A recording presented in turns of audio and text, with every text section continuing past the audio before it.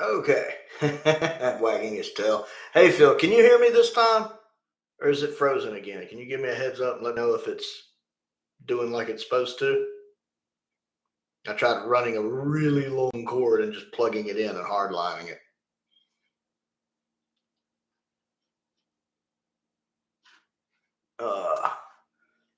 Anyway, I don't know quite what was going on there. I'm not sure if it's working. Phil, if you can give me a heads up, make sure everything's going okay. Again, first time trying to, well, I guess second time trying to do this at the new house. Good. Thank you. Hopefully everybody else will make it over. I sent out a message letting them know. Good. Yeah, I just brought the hard line. Hey, McLeod. I'm a huge Highlander fan, so I'm liking that last name. Love Connor McLeod and Christopher Lambert. Okay, yeah, I just went ahead and honestly went over to the modem. I had a really long extension phone cord and plugged it in there and hardlined this bad boy. I've never really had an issue problem with the internet on Wi-Fi with a computer before, but I went ahead and just did that and wanted to start this over because I figured we needed to talk about the season 13 box set, which I have right here. Now, the art itself, especially in person, looks really, really good. In person, it looks nice. That being said, I'm still a little disappointed with it. And I think that sums up a lot of this set for some people, which is, I think the problem is with modern Doctor Who struggling so much this year with, the season 2 actually having some good episodes, some solid B tier episodes, but with a finale that was really bad, with a cliffhanger ending that was worse. I mean, it was pretty dreadful there at the end, wasting Omega, just like it wasted Sutek the year before. I think a lot of us were counting on Classic Who to kind of ride into the rescue. We did get season 7 earlier this year, which of course is one of the greatest seasons in all of Doctor Who. What's up, Adrian? It's good to see you, buddy. I have done some watching on it. I'm going to talk about my thoughts on the season 13 set in a second. I hope yours comes in safely. And then, of course, the news we were getting season 13 was very exciting. Season 13, also one of the most popular seasons in all of Doctor Who. So getting season 7 and season 13 in a 1-2 punch for the year is really nice, really great. Kind of helps buoy the year a little bit. Have you met any of the actors? What's up, Jake? I'm here in the States. I haven't ever met any of the Doctor Who actors. They don't really come around my area that often. And I do agree with McLeod that the back art is really good on this from Planet of Evil. That looks really, really good. I love Planet of Evil. Nice to see that jungle set brought to life by Lee Binding. I love that. You guys know I love that jungle set. And then, of course, the news with the missing episodes potentially coming back, of course, was great, had everybody excited. So it really seemed like classic Doctor Who was kind of riding into the rescue this year in 2025. And I think that it's frustrating that season 13 is disappointing some people in various ways. Again, as much as I like this art, I think, and I don't think I'm the only one who feels this way, I kind of wish Lee Binding had made a couple different choices. Like, I wish Lee Binding had went with Pyramids of Mars and the more gothic horror. Like, I don't get gothic horror from this. I don't. I would have rather had something more gothic horror with Tom in his Pyramids outfit. So I kind of wish that it had went that route. So it's a little disappointing, although the art, the direction he chose, the art itself looks really good. And the Planet of Evil art on the back, oh, if I can get it out of there, as we can see here, it does look fantastic. Tom's hands look a little blue to me, but that looks phenomenally good. What's this? Let's see. Is it a hot take that season 25 is the best box set we've had? Well, they did a lot for season 25, just like they did season 20. A lot of extras, all of the stories getting updated, special effects in season 25. They really went all out on it. How was the AI on the box set? It depends on the story. That's leading into kind of what I'm talking about with the season 13 box set, which should have been a grand slam, like a home run, knocking it out of the park. And instead, I think it's a little disappointing for people. The AI depends on the episodes. Now, I haven't watched all of the full episodes, but I have watched all of the behind the sofas, which the clips used are from the remasters. Unlike some of the behind the sofas, they do use the remastered episodes in behind the sofas. So I've seen all those clips. And in several stories, like Pyramids of Mars looks phenomenal. I've never seen Pyramids of Mars look this good. Pyramids of Mars looks great. Planet of Evil looks great. Seeds of Doom in the clips looks good. I've heard there's a couple spots in there where it's a little spotty, but I haven't seen any problems. The first episode of Terror of the Zygons, you can see the AI. Episodes 2 through 4 look fine, I think, because the film elements survive for episodes 2 through 4 through Zygons. But episode 1, especially the deleted scene, which does look better than it ever has. I actually, after watching episode 1 of Zygons, like somebody commented on another video, yesterday's video, I went back and watched episode 1 on the DVD because I do have the DVD of Terror of the Zygons. And the recolorization of that original DVD is spotty. I mean, it's good considering that was mostly in black and white, or part black and white, part color. But it was very spotty. The new version of it on the Blu-ray looks better than it ever has. Terror of the Zygons looks good, especially episodes 2 through 4, especially the location work. There's like no grain. They scrubbed out all the grain. But the characters still look good. They don't look waxy in that, at least not much to me. Androids, and the Android Invasion is where it's the worst. You can see it in the location work for Android Invasion. The scene where, I'm going to catch up on the chat in just a second, fellas. The scene like when the doctor's doing his, this isn't a real tree, this isn't a real plant, you're not the real Sarah. That whole scene looks, the faces look a little weird to me. The scene when Sarah encounters the fake doctor, the faces look off to me. And then, of course, there's several shots in the background where the faces look off. Now, I will say that sometimes I think because it's been such widespread that AI is a problem, I think some of us are jumping at shadows. I think sometimes we're overreacting to every little thing. Oh, there's an AI, there's AI, there's AI. I think some of us, and if you go back and watch the DVD, well, actually their face looks a little rough there because it's a distant shot and it's, you know, film that's been transferred to videotape. So even though it was shot on film, the film elements maybe that shot don't survive, and then it looks a little rough anyway. So I do think sometimes it's like seeing a Vashna Narada in every shadow, to where, since we are very aware at this point because of the internet that AI is a problem in this set, you're going to start seeing AI problems where sometimes there might not even be AI problems. And I think that's been exaggerated. It is really bad in Android Invasion, though. Let me catch up here. True on Gothic horror. Yes, I really wish that Lee had leaned into the Gothic horror on the front. Supposedly, the front, he was originally going to do something different with the front, and it wasn't working, and he went with that. Because this background, you don't even see much. This background is in a very small section of Terror of the Zygons. It's a little background on the screen. It's easy to miss it. I was hoping for Seeds of Doom actually holding the crinoid pod with snow everywhere. That would have been really good for the cover. I mean, I like the colors used for it, and I think the enemy layout looks really good. Like the enemy layout, I love that. That's done really well. And the colors definitely pop on a shelf.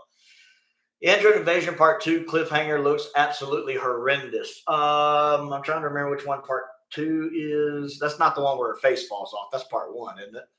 I can't remember what Part 2 is right off the top of my head. I don't know why McLeod's message got retracted. Oh, he must have taken that off. It goes beyond restoration, often in the territory of meddling. Part 2 cliffhanger looks horrendous.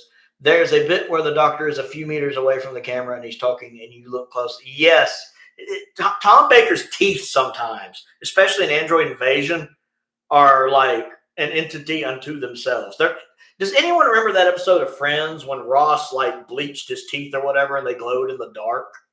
And his teeth just look weird. That's how Tom Baker's teeth look in some shots. You can see it too in Android Invasion when Sarah is cutting Tom free from that little spot in the middle of the city when the bomb's about to go off, and you see Tom's face from the side. His teeth are like their own entity, like they are going to secede from him and form their own nation. They're like Peter Capaldi's eyebrows, you know. They're their own entity. Let's see. Might be wrong since I don't have the box set, but I believe there's audio issues with some of the discs. I haven't noticed any audio issues with the disc right off the top of my head. His valve was barely moving. Yes, there are moments where, and I don't know if it's just me or not, where I feel like the mouth movement's not syncing up with the dialogue, but I don't know if that's just me, again, looking more for what's there than what is. AI is the canary and we are the cats. I haven't noticed any audio issues. Sarah's face falling off is part 2. Yeah, that scene exactly. When Sarah's face falls off, that whole bit that you're not the real Sarah looks weird. Sarah's face looks weird. Tom's face looks weird. It does it again when Sarah first lands and encounters the Doctor. But that wouldn't be very good for our plans. It looks weird, uncanny, kind of like Clue from Tron Legacy there. I definitely think there's some mouth issues. Is there any studio footage with this set? I believe so. Yeah, I believe there's some studio footage with the set. I forget which episodes they're from, but it's one of the extras. But, like, again, Brain of Morbius, I haven't watched all of them. I've watched Terror of the Zygons in full, and I've watched the first half of Pyramids of Mars. The others I watched through the Behind the Sofas, which use clips from the remasters. So I could see it from the clips. I'm slowly making my way through the episodes and the extras. Terror of the Zygons, it was really just the first episode I noticed problems. You've seen that picture of the hunter guy with the rifle where his face is just all smoothed out. And then Harry, when he hears the guy, or when he sees the guy fall down, it does that close up of him before he runs. That does look very, very artificial. And then, of course, the deleted scene at the beginning, you can tell they've done some work there. They look a little waxy, although the colorization looks better. That's another thing on this box set is the colors have been a little more saturated. I really noticed this in Android Invasion compared to the DVD, whereas the DVD, the colors don't pop quite as much, which, again, this is kind of the Hammer horror season. You might want those more neutral colors in an homage to a Hammer film. Some people might prefer it not being quite as saturated up. But if you watch, like I watched the making of for Android Invasion again, which, of course, was done for the DVD back in the day. And, of course, it shows clips during that making of. So I'm looking at those clips versus the clips of the actual episodes, and the location work especially is much more saturated to my eyes, which I'm not saying one is better than the other, but it does have a different feel to it for a kind of horror story, if that makes sense. Let me catch up with some of this. Is there any studio footage? Yes. Brain of Morbius is entirely shot in studio. It is, and Brain of Morbius does look fine from the clips I've seen. I haven't noticed any issues, and it was completely studio bound. My Terror Part 4 has a weird exposure issue at the end of the story. Only noticed it because the better version is used in the Hinchcliffe doc. I hope they reissue a disc for Android Invasion. Probably not, but we'll see. They are reissuing Season 20 disc. I've emailed them about that, but I haven't heard anything back yet. Maybe it's because I'm in the States, but I haven't heard anything back yet. Hudson! It's good to see you, Hudson. Hudson, of course, also a fantastic YouTuber who does great music and some great stories as well. He did a really good horror story recently that I very much enjoyed.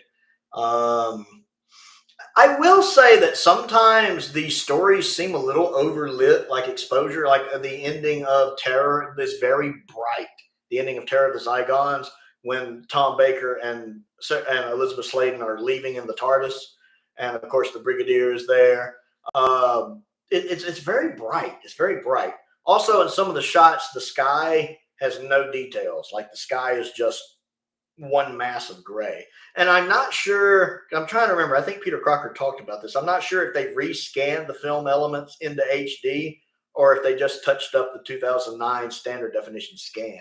Because I do know the film elements, I think they had lost some of their colors in the years since that scan. So I think they might have just taken the standard definition scan and touched them up a bit. I'm not 100% certain. I would like for them to do a reissue of a disc for Android Invasion, but we'll see. It'll be a couple years before we get the standard edition of this out, the standard edition box set. So it'll be interesting to see what they do. The extras I've really enjoyed. I will say that. I've enjoyed the extras in this set a lot. This set is worth it for the extras. And I will say, all complaints aside about some of the AI in episode 1 of Terror of the Zygons, this is the best Terror of the Zygons has ever looked. Terror of the Zygons does look really good color-wise. Again, I watched episode 1 on the DVD. And especially watching this on a 65-inch TV, which these programs were never meant to be watched on originally. The DVD version has a little issue there with that big screen, and it works a lot better on the Blu-ray. That's the exact scene I'm talking about, but it's not like that in the new Hinchcliffe doc they've done, where they've used reference clips. Which I've watched that. The one where they travel to the different sites. Yeah, I've watched that one, which I really like. I'm always happy to see Gabriel, Wolf, and Sadie. Hello, what's up, Mamasaurus? Hello, fellow Time Lords. I was disappointed by the Terror of the Zygon updated effects. The updated effects look nice. The problem is there's so few of them. Now, I was never someone who had that big of an issue with the Loch Ness Monster anyway. If you've seen my Terror of the Zygon reviews, I think they're fine. I actually like the fact it's got a hand. I like the fact the eye moves and blinks. I thought the original effects were fine. My biggest takeaway from the updated effects was, why bother? Considering the money that probably went into restoring the original prop and making the new prop for basically 3 or 4 shots, why bother?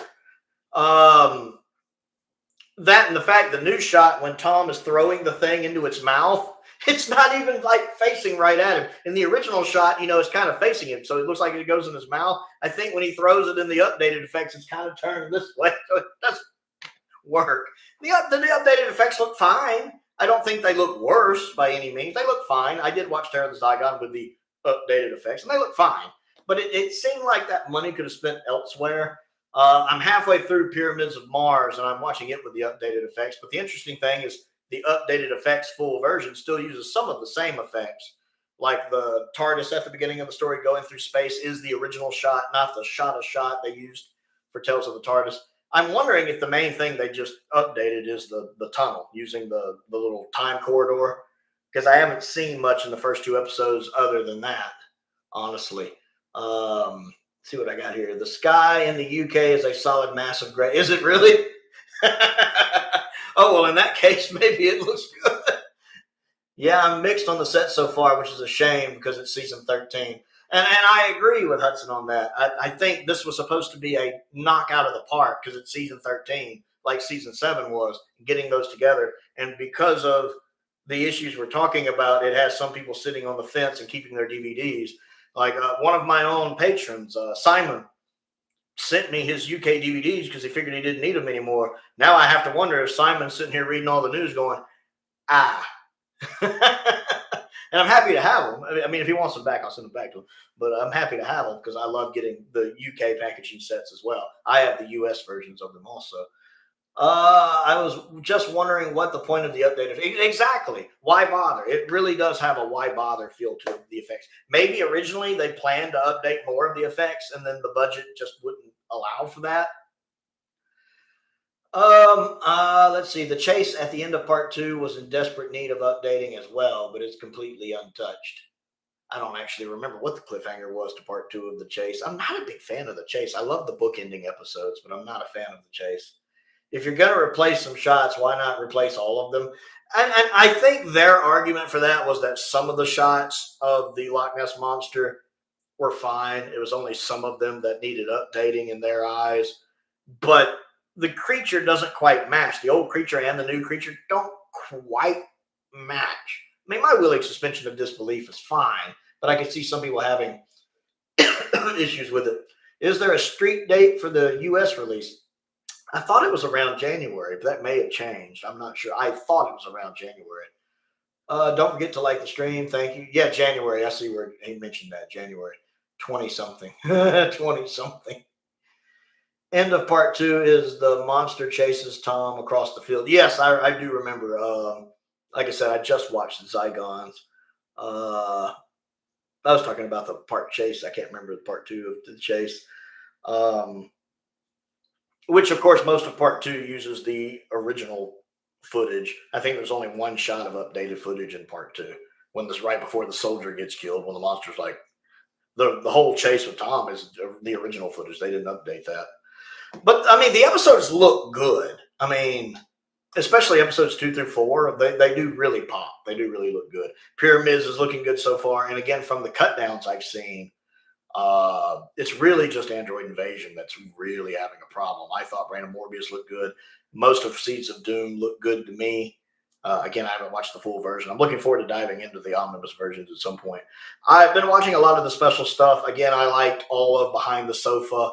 I really liked the Return to 13 with Philip Hinchcliffe, where he's meeting, he runs into Sadie Miller, Gabriel Wolf, Robert Murray Leach. So seeing a bunch of these old locations and also talking with these people, it was really nice. I did rewatch some of the older DVD stuff, like Philip Hinchcliffe talking about his production notes from like 2007. It was nice to see that.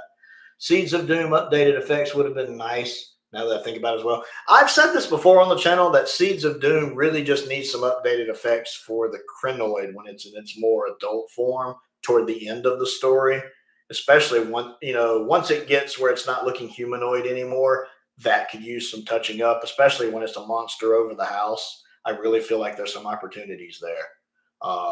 I've always said that I love Seeds of Doom. I think it's a great story, but I think the first 2 episodes are the best. The stuff going on when they're in the Antarctic are the top 2 stories. And the other 4 stories, while also being great stories, fantastic episodes, aren't quite as good as those first 2 for me.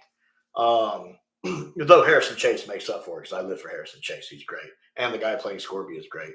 I've also watched the In Conversation with Graham Harper, which is fantastic. I like Graham Harper a lot.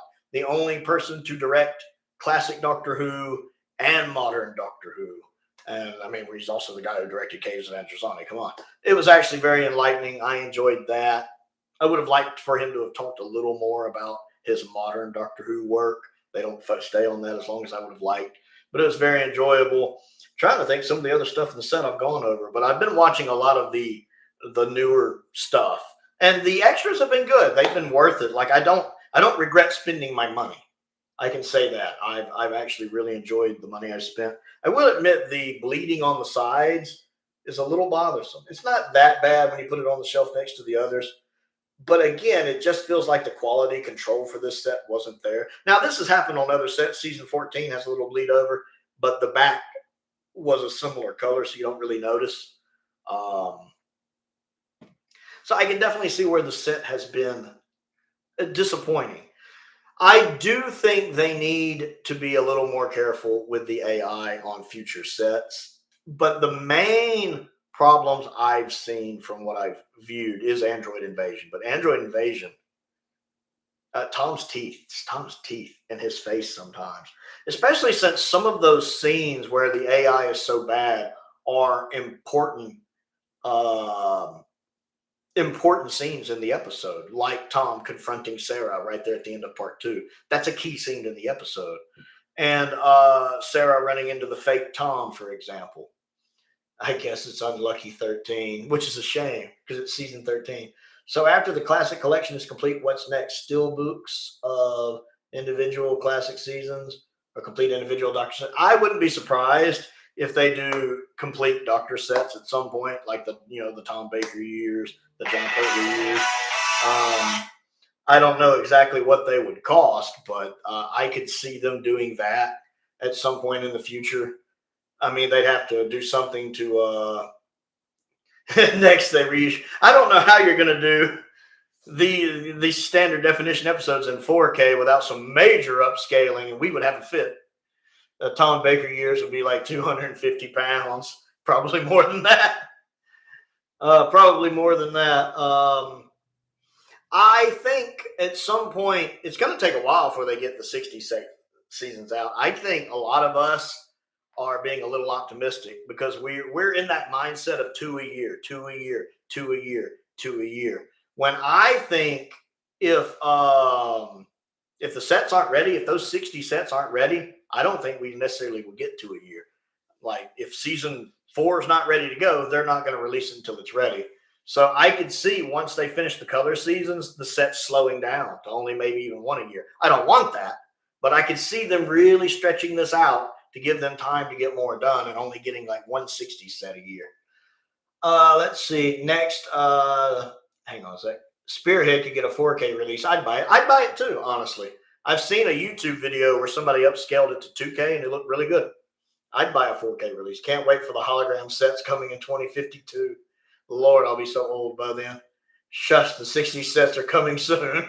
I hope so. Well, again, the 60 sets are going to be dependent on what's going on with these missing episodes. I mean, according to the podcast, we know at least one missing episode is in that one collection with the collector who passed away right before they were about to go in and look at it. Potentially more, but at least one. And then there are other collection sets they're trying to get access to. And again, they want to do the whole collections. They don't want to just go in there and be like, you got any Doctor Who? They want to get the whole collections because that's the moral thing to do. And that takes time. And I have a feeling the 60 sets are going to have the brakes on them until they get into some of these collection sets, can find out what they have. Also, we don't know what's going on with the animations right now. The animations are all up in the air. We haven't had news on the animations in months. I got a date for my season 13 Rare Wave mishaps. Hey, Rick, I've heard Rare Waves is having some issues here with shipping their sets. I've seen a couple of people mention that. If it's only and only one, let it be the final of 10th Planet Episode 4. Wouldn't that be glorious? I would be fine with getting 10th Planet Episode 4. Tardis Spider. Hey, what's up, Tardis? I hope you're having a good time with your friends. I hope you're having a good one, buddy. I saw your Crimson Tide won again. I was highly, highly disappointed about that. My Gators were off this week, but your Crimson Tide's got to stop that winning. I don't like that, but it's good to see you.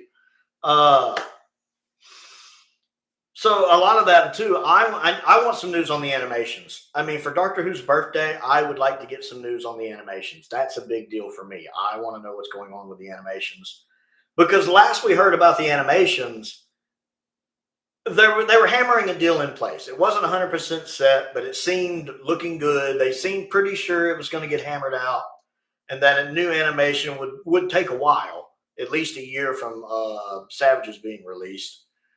But the fact we haven't heard anything, and I don't know if this potential missing episode stuff has changed things any, but I would imagine if contracts have already signed, then legally they're obligated to have to do that. You know, I'm still astounded we haven't gotten an animated Wheel in Space officially. I mean, you guys know I love Iz and Steve Skinner's Wheel in Space animation. I own a physical copy of it actually on DVD, which one of my subscribers who's in the chat actually sent me, which I appreciate. And to be honest, an official animation probably wouldn't live up to it, which maybe that's one of the reasons why they're scared to do it. But, you know, I would like some news on the animation so we know what's going on with it. Been seeing complaining on AI parts. We have the single stories. If those don't like the News 13, love the collection range sets. Are they going to do another colorization? Another colorization, from what I've heard from one of them, it might have been Rich. I think Rich has said he hasn't been commissioned for another one yet. I know a lot of the people who do the colorizations want to do another one, but they haven't been commissioned for another one, or at least that's what they're saying. That's their official stances. They haven't been commissioned for another colorization. I'm doing good, Joseph. How you doing? I love Series 13. I love your content. Can I get a shout out right now on your stream? That's right, Joseph. Giving a shout out to Joseph Ryan. Absolutely. Well, no news is good news since there can still be hope. I lost my train of thought. The colorizations. So here's the thing. I don't think there's going to be any more colorizations for a while, and I'll tell you why. I think when Russell T. Davies got a hold of Doctor Who again, he went big. He went all out. He tried to create this Whoniverse with all or most of classic Doctor Who on the iPlayer, colorizing classic Doctor Who, setting up a spin-off series, forming this deal with Disney. He really went all in on this, like a game of poker. He put all his chips in, and I think it's failed. I think most of you would agree, just objectively, that the Russell T. Davies 2 era has failed. I mean, the fact that Doctor Who is in this kind of limbo, especially the modern series, is proof. Because if this new Doctor Who era was a success, if the Shooty-Gatwa era was a success, they would be tripping over themselves to get this new season done. They would be sitting here pointing out the numbers going, well, the numbers are through the roof. Everybody's loving this era, and they would be falling over themselves to get a new season out. The fact that they're not, that they're quiet, that we don't know what's going on with it, the fact Shooty got what left, is all signs that this hasn't worked. And because of this, I think all of the extra stuff they were doing has been laid by the wayside. Now, I don't know how well DVD sales were for the War Games in color and the Daleks in color, or Blu-ray sales, and I don't know how well their viewing figures did on what BBC4 or whatever it was shown on. But I think we're not going to see any more of those because the show just, it's not popular. It's not catching on the way Disney thought it would, the way Bad Wolf thought it would. It's not. It's just not. It's not, it's not 2008 anymore. They wanted to go back to 2008. It did not work. So I think they're letting stuff go. Like I saw somebody the other day post that a lot of season 13 was dropping off the iPlayer soon. I don't know if that's true or not. I only saw one person say it, but that a lot of the classic Doctor Who stuff's dropping off the iPlayer. I think Seeds of Doom and Terror of the Zygons have been gone for a while now. They haven't been redoing these stories that are dropping off the iPlayer. Let's see. RTD spread too thin. Yeah. And now Trader is spouting empty rhetoric of a defeated dictatorship, and I don't like her face. Look, Robert Sherman, I have nothing against Robert Sherman stating his opinion. Robert Sherman's amazing. He wrote Jubilee and he wrote Dalek, which are two amazing Dalek stories. And I think he's just saying his honest opinion, and I don't like the way Julie went after him over it. He's just stating his thoughts, which he should do. So I don't think he was being rude in any way. I definitely think that will we get it? Here's the biggest problem, and this is the conundrum I am currently in. If modern Doctor Who ends, do the budgets for these get slashed? Does the classic Doctor Who collection range, is it reliant on modern Doctor Who being popular? Is that the reason why this set might not have had as much of a budget as some of the other sets? Like, for instance, all of season 25 got updated effects. Meanwhile, the updated effects we got for Terror of the Zygon are barely there. Let me put this another way. They gave Silver Nemesis updated effects, good updated effects, Silver Nemesis. But Terror of the Zygons just got kind of these why bother special effects. Silver Nemesis, Terror of the Zygon. And this is as someone who enjoys Silver Nemesis. I don't hate Silver Nemesis, but Silver Nemesis compared to Terror of the Zygons. And I have to wonder if the budgets for these are going to be slowly getting scaled back because Doctor Who's popularity as a whole is being scaled back, even though these are for a completely different audience than the modern series. And let's be honest, that is the case. Modern Doctor Who, the Russell T. Davies 2 era, is not for the same audience as classic Tom Baker Doctor Who. It's just not. It's just not. And this, I'm saying this is someone who enjoyed some of Russell T. Davies 2 era. I think some of the episodes were good. B tier good. I mean, I did love Dot and Bubble. I did love 73 Yards. Those are S tier episodes for me. But other than that, mostly B tier with god-awful finales. But I have to wonder if, I see that the box sets are done by a completely different department. I understand that. But I still wonder if these are reliant on the popularity of the main show. If the show is falling out of public awareness with people, will these get scrapped? And that would explain a lot. Why is this so much more noticeable? Why is the AI look like it was done on the cheap compared to what we've been getting? Why are they using AI more for the restorations instead of doing manual like they did on the older sets? Because it's just been these past few sets where it's really been creeping in more. And it's most noticeable on this set. Now, I don't know. I have no idea. I have no insider knowledge. I'm just asking questions. 13 dropping off hard. I heard to help boost physical media sales before release. It will be back. What does that mean? It will be back. I really like the War Games and the new animated stories. I like the colorization of the War Games. I prefer the original, but I like the colorization of the War Games. I prefer the colorization of the Daleks. It just flows better for me. I know people that didn't buy the Daleks in color, but did buy War Games in color. And I like War Games in color, especially since it includes the original version as well. That new character options master seems to be selling well. Just saying. No, they're not relying on it at all. Okay. I hope that's the case. But, I feel like the season 25 set got so much stuff that I wish they could have done a little more with this. Really, the only updated effects we're getting being those few shots from Zygons and then them moving over the tails of the Tardis shots. Some of them. I need to finish part 3 and part 4. I've seen better fan-made AI upscale on YouTube.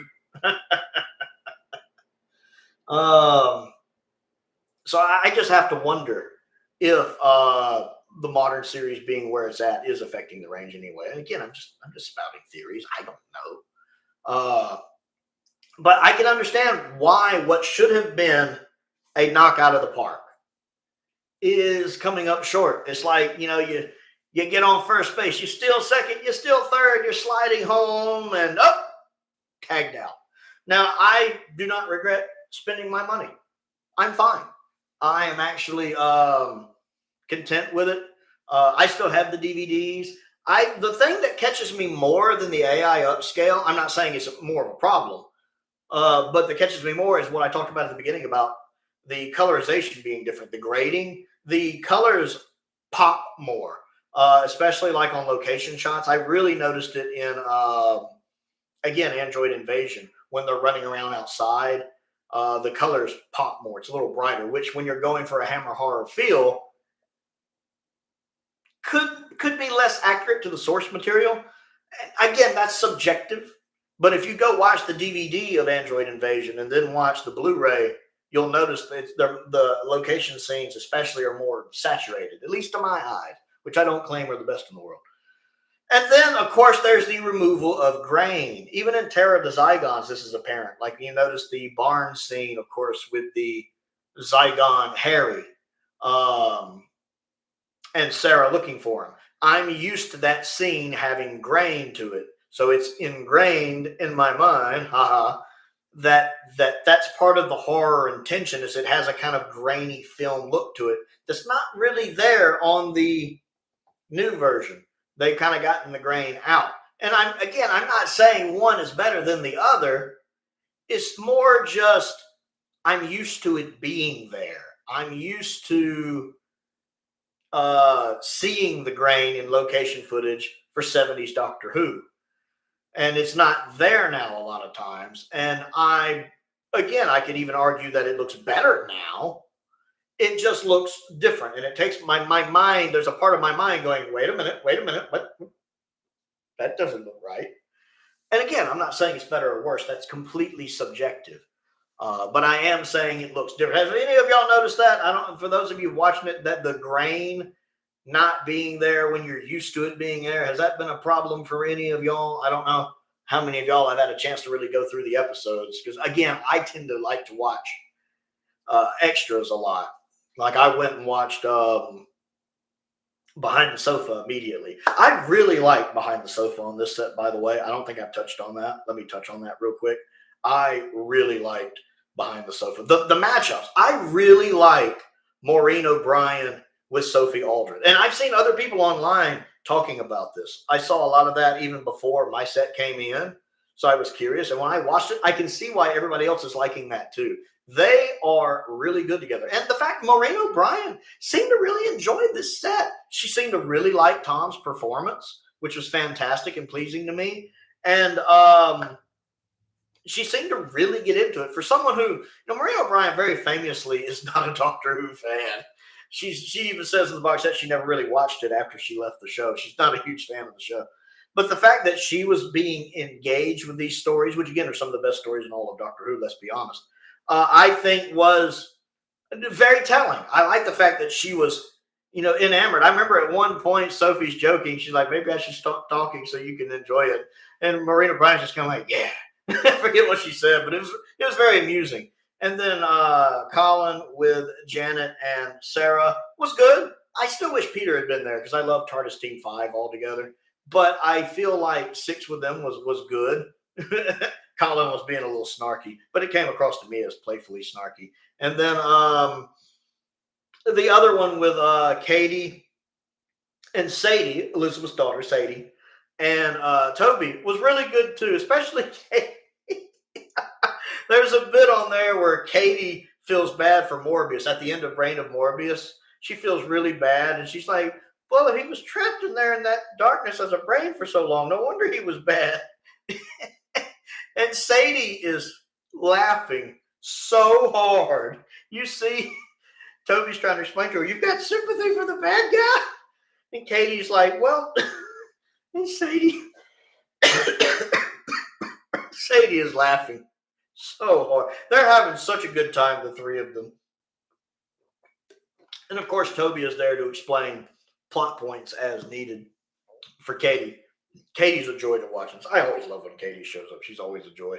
Since I have watched the stories so many times, when I buy a release, I watch all of the new features behind. So before I watch the episodes, that's kind of my thoughts exactly as well.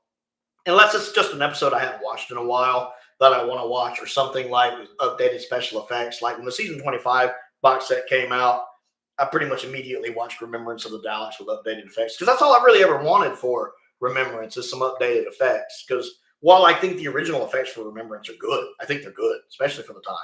I've always wanted them to have updated effects, because you guys know how Prowl is about his updated laser blast. And by golly, did I get my updated laser blast. So yeah, the updated special effects for Remembrance of the Daleks is the definitive version of that for me now. But most of the time I do the same things. I watch the extras first, because again, I love Behind the Sofa, and this Behind the Sofa team was great. I really want more of Sophie and Maureen O'Brien together. That would be absolutely lovely for me. Like I said, I feel like even with the AI problems, the set's worth it. Again, because most of the stories don't have it. I haven't noticed it on Pyramids of Mars.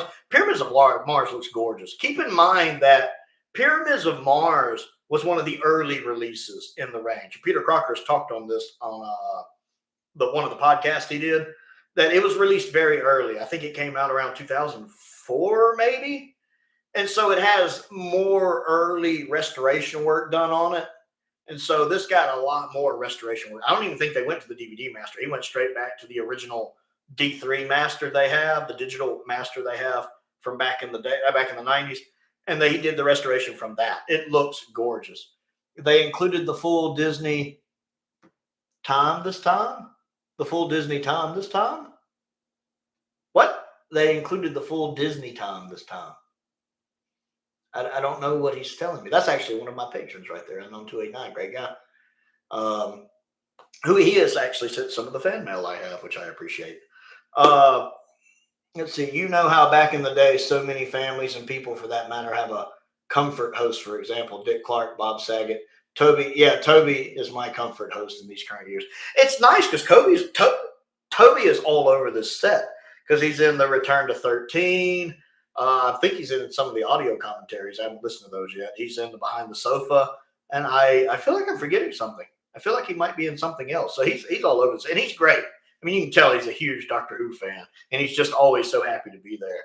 And, he's been on a couple of the Behind the Sofas ever since season 15, when Louise actually asked him to be on there, because Louise was a little nervous about doing Behind the Sofa, and she asked for Toby to be there, which is great. Now I'm more excited to hear that. We're talking about Behind the Sofa, Jeremy? Behind the Sofa is so much fun. Behind the Sofa is so much fun. It wasn't AI Toby this time. I lost my train of thought. Behind the Sofa and more Toby. Yeah, Toby's on this a lot. He's great. I always enjoy Toby. He's a lot of fun. Again, he's kind of there. He'll help kind of clarify things for, like, say, Katie, if she's confused. Sadie seems to be able to follow them. I'm sure she's seen them all before. Originally, it was only a scene clip from Disney Time released on the Zygon DVD. Okay. I haven't watched the Disney Time bit yet. I know that's on there, but I haven't watched that yet. What really gets me is how much better the extended scene in Zygons is. The one that they found later, that's not the original footage, of when the Tardis team first arrives and the TARDIS is invisible. The Blu-ray of that looks so much better now. The DVD looked good for the time, and Babel Color had to recolored that. Stuart Humphries had to recolor that. But if you go back and compare the DVD of it with the Blu-ray, while again having a little bit of that AI on the faces, but again remembering the state of this footage, the actual colors really look so much better. And it's not a long scene. It's like a minute and 40 seconds or something like that. His head did look smoother. But yeah, I'm really impressed with how the colors in Zygons pop. This is probably the best looking Zygons has, with the caveat that some of episode 1 does have the AI stuff coming on. You've seen some of the pictures on Twitter and stuff. The guy with the gun at the beginning and that shot of Harry when he sees the guy fall over. But it's much less of, you don't really see it in episodes 2, 3, and 4, probably because they do have the original film elements for those episodes. One of the reasons I'm looking forward to season 16, the film elements for Pirate Planet survive. And Pirate Planet's location work, even just on the DVD, looks good. Like, it was just on the DVD for Pirate Planet that I was sitting there going, looking at the location work going, is that film elements? It looks really, really good. And then I went and looked it up, and sure enough, it was. So that's, if they can rescan the original film elements, if they haven't faded, I think that's going to really pop on season 16. Season 13 is perfect for the Halloween season. It is, as long as you throw Horror Fang Rock in that watch through as well. Horror Fang Rock is a must watch on Halloween. But yeah, season 13, releasing it for Halloween is perfect. I think I'm not sure if it's out yet. I have a video about that. I'm not sure if it's released yet or not, talking about the perfect thing to watch for Halloween is season 13.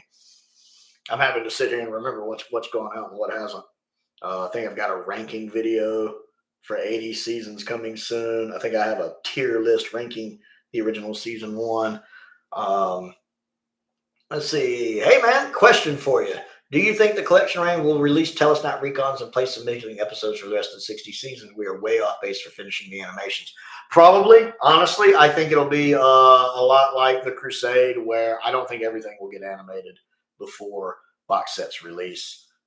Because if that happened, then like I said earlier, it would definitely slow down to where we're getting less than 2 a year. We might get 1 set a year, if that, for the 60s, if they wait for everything to be animated. So I definitely think some of the stuff might just get Telesnap Recons, which is a shame, but there we are. I'd like to at least think for Wheel in Space, if they don't animate it, or if they don't have any missing episodes for it found, they'll at least stick the Skinner's animation on there.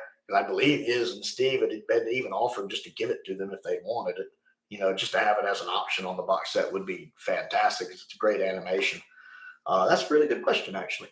But yeah, I could see, like, do we really think they're going to animate Space Pirates? Now, to be clear, I am in favor of animating Space Pirates. It's a Robert Holmes story. I think a lot of Space Pirates' negative reputation is the fact most of the story is missing, and the fact that the Telesnap Recons it's really hard to get through because the lack of telesnaps. Nothing against Loose Cannon. They're doing the best of what they got. But John Kira, who of course did the telesnaps, was in very poor health and had stopped doing telesnaps by the time Space Pirates came around. Matter of fact, I believe he passed away not long after. And so trying to watch that reconstruction of Space Pirates is rough, very rough. I will never do that again, probably. And I think that's where a lot of Space Pirates' reputation comes from, because it's a very visual story. In the one surviving episode, our main cast are pretty much just locked in that room that whole time, so they don't have a lot to do. But the novelization of the Space Pirates is great. I've read it. I think that's one of the ones Flyattractor sent me, one of my YouTube subscribers and one of my patrons. And it's actually a good read. So I really think Space Pirates would benefit from an animation. I really think there's a lot you could do there if you take a kind of Macroterra approach with it and take some creative liberties with it. You can really make that story pop. But there's the problem of the Space Pirates reputation. Would people buy it? Would people care? I would buy it, but would the fandom as a whole buy it? Would you buy an animation for the Space Pirates? Let's put it that way. Pop down in the chat. Let me know if you'll buy it. Would you buy an animated Space Pirates? At the whatever the prices normally are for them now. Let's see what we got here. Let me catch up a little bit. Is there any news on found episodes? I'll talk about that in a second. Yeah, Philip's already saying nothing yet. The only thing they mentioned about found episodes was what I talked about earlier.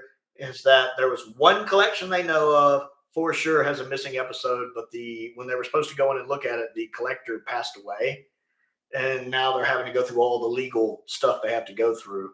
One, for legal reason, two, for moral reasons, and that there's potentially more episodes in that collection, but they did say there's at least one missing episode. They didn't say what it was, though, in that collection. I burnt their animation. Haha, they rock. Yes, I actually have a physical copy of the Wheel in Space animation as well. One of my patrons actually sent me that. He's actually in the chat here.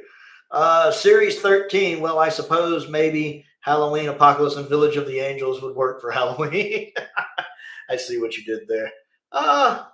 Halloween Apocalypse was decent, but it doesn't pay off. And Village of the Angels is actually enjoyable. War of the Suntarans is actually good. War of the Suntarans could actually be the second best Suntaran story we've ever gotten, honestly. As someone who doesn't like Flux as a whole, I will admit that. Jeremy says day one buy. That's what I'm talking about. Jeremy. Day one buy for me as well for Space Pirates. I always buy the animations bar Celestial Toymaker, but I never watch them. Celestial Toymaker is actually a good animation. I'm going to be honest with you. I think you're missing out. That style of animation would not fit most stories, but for the fantasy and surreal nature of the Celestial Toymaker, that animation works. Because there's so many good ideas in the story that they could not pull off on a classic Doctor Who budget. Like the Web Planet. Great ambition, great ideas, could not pull it off with that budget. The Celestial Toymaker is a lot like that as well. You can see that even in the surviving episode 4. The animation, they're able to expand on that. They're able to really lean into the fantasy surreal nature of this toy realm. And it works. I'm surprised because I didn't think I was going to like it as much from the trailers. But I will say I love the Celestial Toymaker animation. It ranked high. When I ranked the animations a little while back, it ranked pretty high, I believe. Yes, I would buy Space Pirates, but only for completeness. I'm not really a fan. Hey, Robert, it's good to see you. Robert is also someone who has sent several things to me. Robert actually has sent me my Doom Coalition audios, which I'm listening to. Matter of fact, I think he has the 4th one on the way.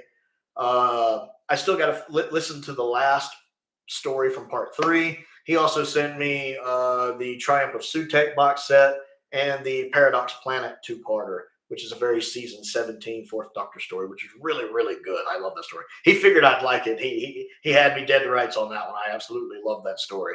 It's a story where a planet's future and past are at war with each other. It's hilarious. I love it. So it's good to see Robert in there. I really feel like Space Pirates gets a bad rap. Keep in mind, Space Pirates is Robert Holmes. I don't feel like Robert Holmes has a single bad Doctor Who story that doesn't have a squid in it.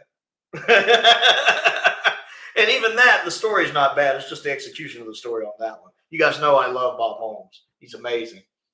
I would buy an animated Space Pirates because I want them all, but I am a Hartnell fan. I would pay more than I care to admit for an animation of Marco Polo. Marco Polo would be a hard one to animate, though. That one would have to be a 3D animation. And the 3D animations really need to step up their game for a story like Marco Polo, because that animated style from Celestial Toymaker, which works well for that story, would not work for Marco Polo.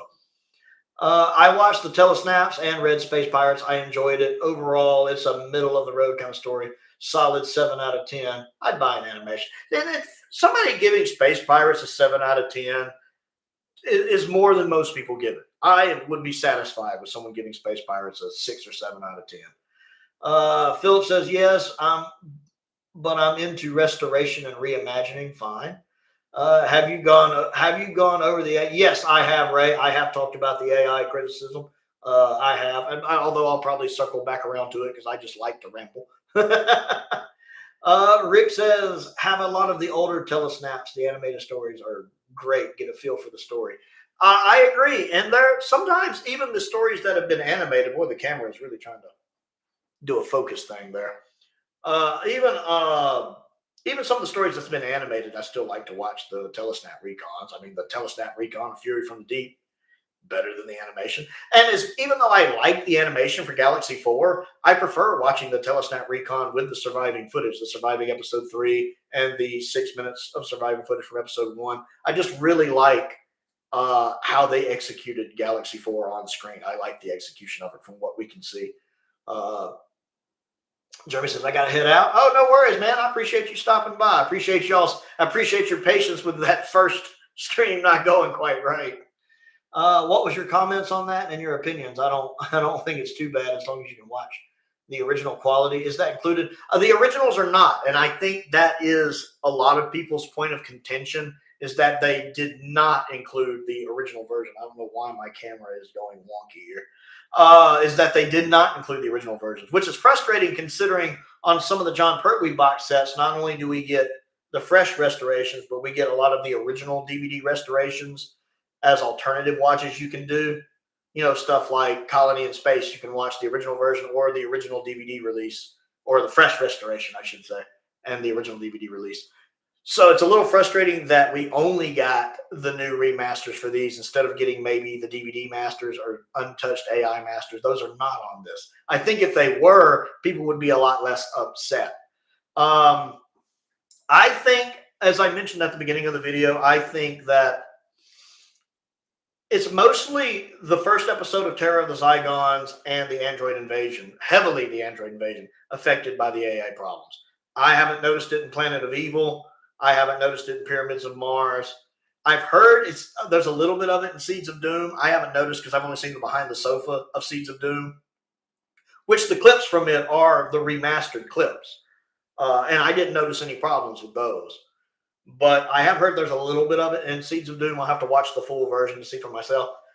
The main contention seems to be episode 1 of Terror of the Zygons and Android Invasion. And I've watched all of Terror of the Zygons. Episodes 2 through 4 look great. They look good. I mean, I could nitpick little things, maybe. Like I'd swear, and I still think that's part of episode 1, the Brigadier's outfit he's wearing. You can't really see the texture of it like you could on the DVD. It looks a little weird in episode 1. But it's just episode 1 that's a little problematic. Android Invasion is the sore spot.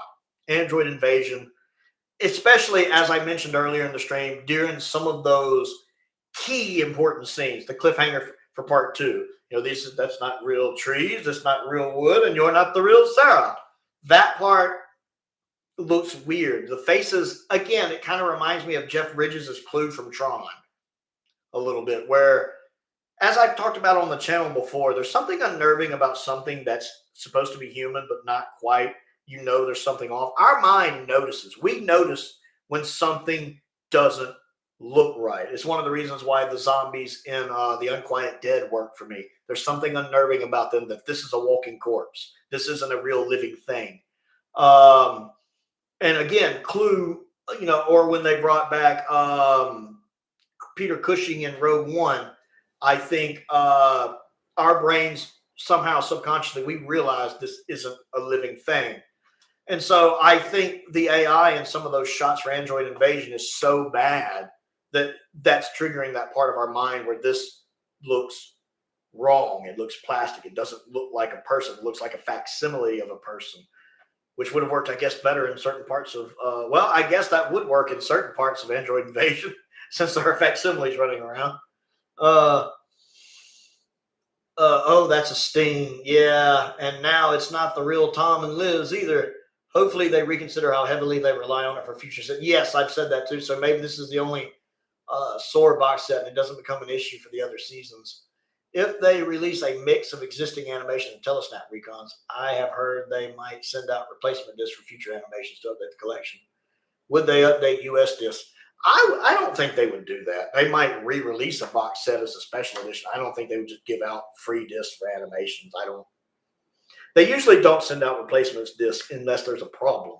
Like season 20, they're just now sending out replacement discs for season 20, which came out 2 years ago, because the standard edition is coming out. So they're sending out replacements for the limited edition, which I've sent in my request and not heard anything back.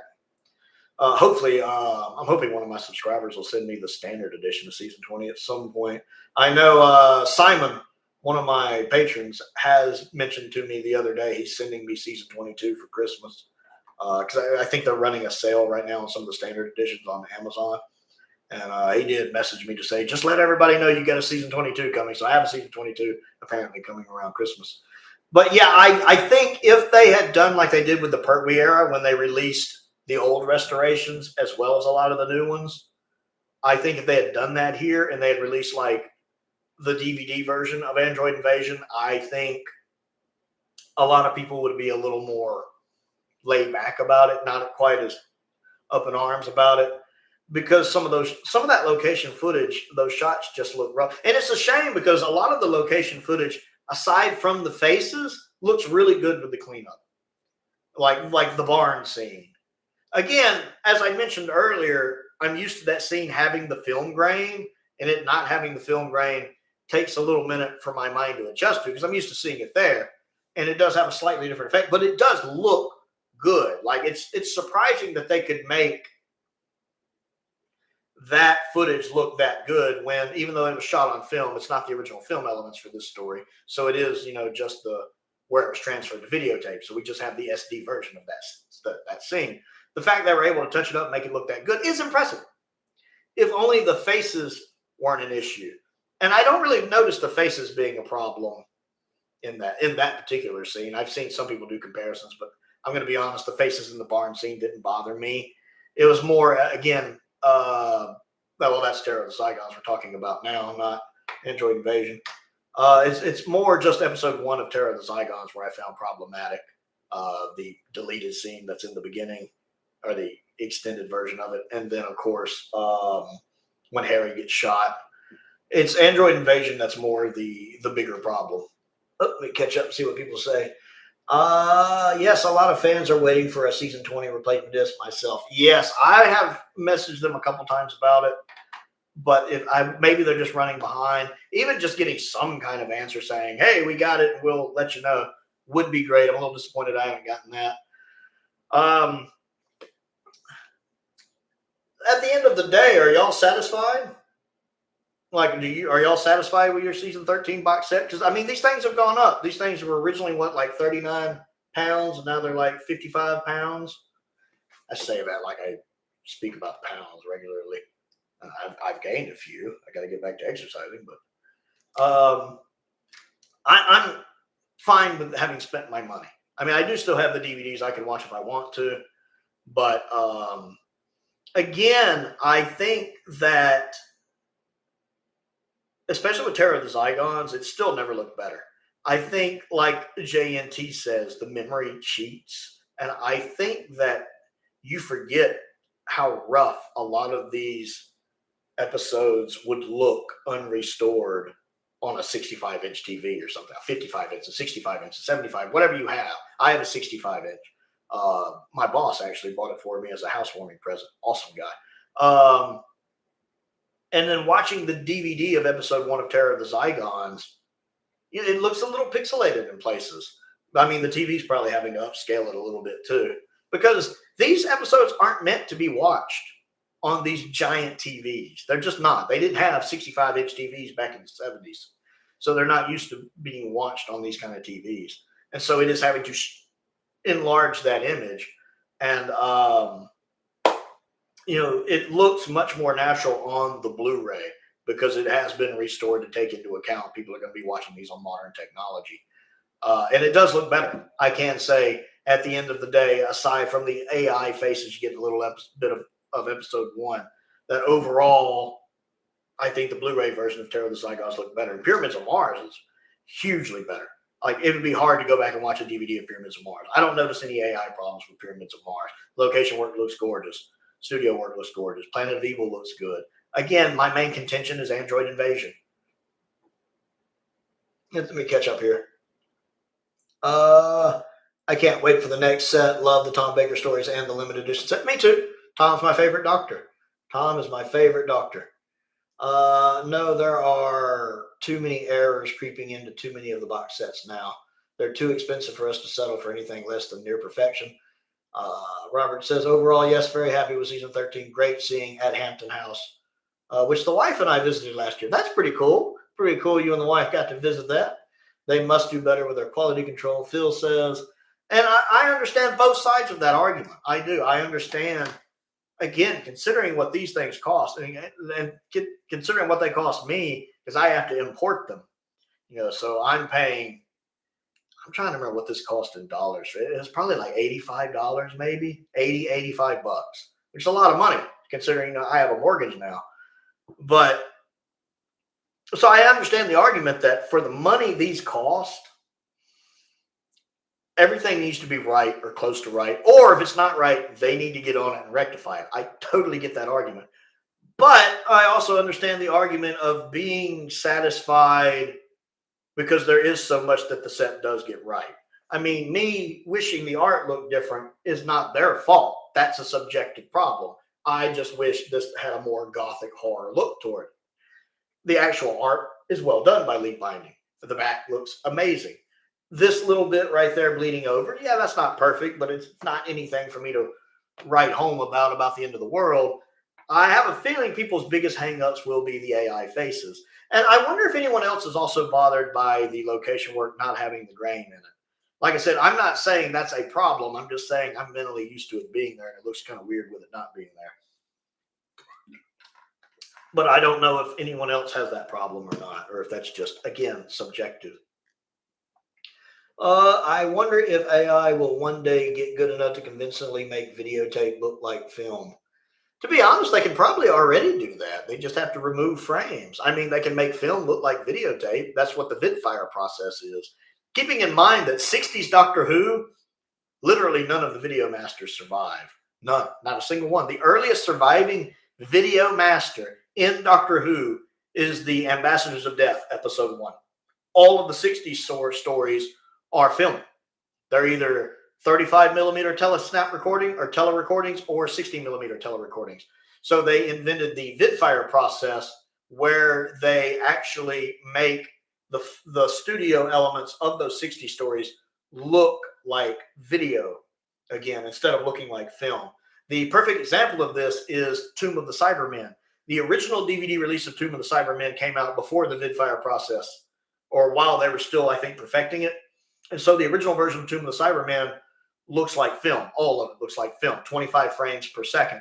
Whereas the special edition of Tomb of the Cybermen, and I own both of those, the special edition, the studio sections had been run through the vidfire process, which, of course, moves it back to 50 frames per second because it creates an extra frame between each of the 25 frames and extrapolates the data. And that returns it to a more videotape motion where it has a more video look to it.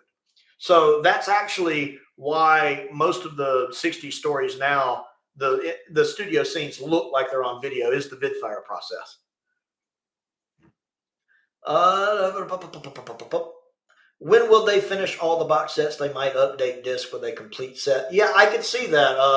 I can see again. I mentioned this earlier in the video that once all of the collection sets are out, I can see them doing whole Doctor box sets. Personally, they'd still need to include a couple new extras, maybe update some special effects for stuff. But I could see them releasing, the Tom Baker collection, the Patrick Tom collection, et cetera, et cetera. Include new versions. They probably would. The gift shop has DVDs of Seeds of Doom. I suspect they'll add season 13 Blu-ray as well now. I'm sure they will. Let's see. It honestly doesn't look that bad to me. I feel like people just blow things way out of proportion. And honestly, don't forget a lot of the film elements sadly no longer exist or have deteriorated, which I agree with. Film elements, for example, the color in film elements fade. Peter Crocker talked about this, that even if you store film elements in proper conditions, film elements fade over time. And Terror of the Zygons is in a private collector's hands, so those film elements aren't even in prime conditions. So they faded. So I believe when they took the film elements to use for the Blu-ray, because again, Terror of the Zygons film elements, episodes 2, 3, and 4 survived. I don't think they got those film elements and rescanned them. I think, or at least they were going to, but they had faded more. The color had faded more since the last scan, because even though Terror of the Zygons came out considerably later in the DVD range, I think they scanned the film elements around 2009, he said. I think they honestly just took the standard definition scans from 2009 and worked off those. I don't think they rescanned into HD and worked off those because they would have had to do more colorization work. At least I'm not 100% right on that, but I believe that's what he said in a podcast. I feel like the close-ups definitely look better than the long shots. Some of the close-ups look really rough on specifically Android Invasion. That cliffhanger for episode 2 is something you really notice. Also, when Sarah confronts the robot doctor too in that last part, and then it's pretty noticeable too when she's untying Tom when he's tied to the thing. If you see his teeth really seem like they're their own entity. Wasn't Wheel in Space fan animation done in 3D? Yes, it was. It was, but it was done very well in 3D. The Iz and Steve Skinner TARDIS Time Girl animation, which you can find on YouTube, actually. They have it on their YouTube channel, TARDIS Time Girl. And it matches the surrounding footage very, very well. Why do we not want it to look like film? It looks better like film. Because that's not what it's intended to look like. Their main goal for the longest time was to get it looking like it did at broadcast. And the studio scenes are supposed to look like videotape. And so they want them looking as accurate as possible. Again, watch the original DVD release of Tomb of the Cybermen and then watch the special edition. And you can actually see the difference very well there. I keep losing the place. I think there is a lot of snobbery. We need to remember no other TV show has this level of quality. Always want more. Well, I mean,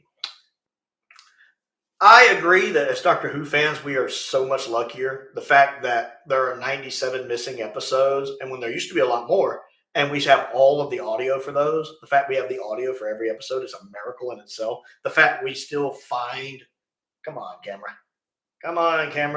The fact we still get episodes back every now and then is a miracle in itself. But at the same time, considering what they charge for these, I can understand people being critical as well. When you're asking people for money, people become overly more critical. It's the same thing with, like, say, the Wheel in Space animation. The fact it's free, a lot of people are going to be a little more lenient with it than they would if you charge money. Now, even if I'd pay money for it, because I love that animation. But a lot of people would be far more critical of that animation if they had to pay money for that animation. Whereas since you can get it for free, or watch it for free, I should say, people are a little more forgiving. Unearthly Child problem only affects streaming. Yes, I believe that is the case. From my understanding, is they have the video rights to Unearthly Child secured. I believe it's just the streaming rights that are problematic. When do you think season 1? Yeah, he's answering their question. My company left. Hello, everyone. Hey, Tardis, welcome back, buddy. I'm still going. In the Blu-ray collection, season 13, they have straightened Tom Baker's teeth using AI. Yes, and I have seen Pip's video. I don't know if that's something I would have noticed, but his teeth do look weird. I mentioned this earlier in the stream. They look like Ross's teeth from that one episode of Friends when they like glow in the dark. His teeth look like their own separate entity. And that's, again, it's really Android Invasion where that's the problem. What special edition? Are we talking about Tomb of the Cybermen? When I mentioned Tomb of the Cybermen earlier, there are 2 releases on DVD of Tomb of the Cybermen. There's the regular release of Tomb of the Cybermen, and then the special edition. Matter of fact, I can grab them and show you, actually. One second.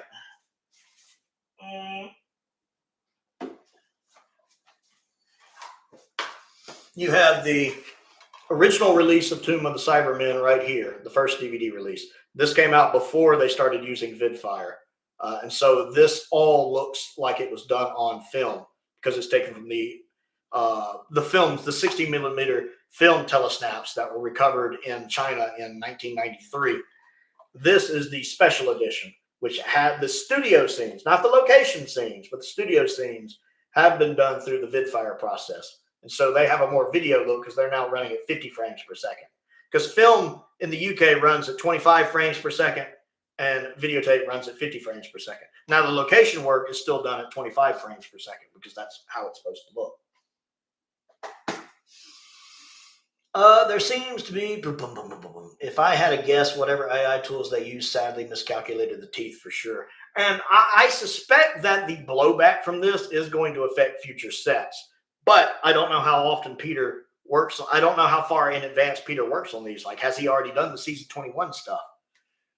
Although you wouldn't think season 21 would need a lot because most of that should be intact. Matter of fact, I think season 21 even has surviving film elements, at least from The Awakening and from Caves.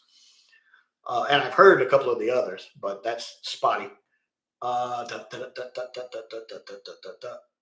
So I'm hoping, again, not knowing which sets Peter's working on, I'm hoping he hasn't gotten too far ahead and that they're taking the feedback from what's happening. Again, what should have been a knockout of the park and the feedback from it. I hope Peter and the rest of the people are taking it into account. The AI for this box set was programmed by a dentist. How much do they get for one of those sets?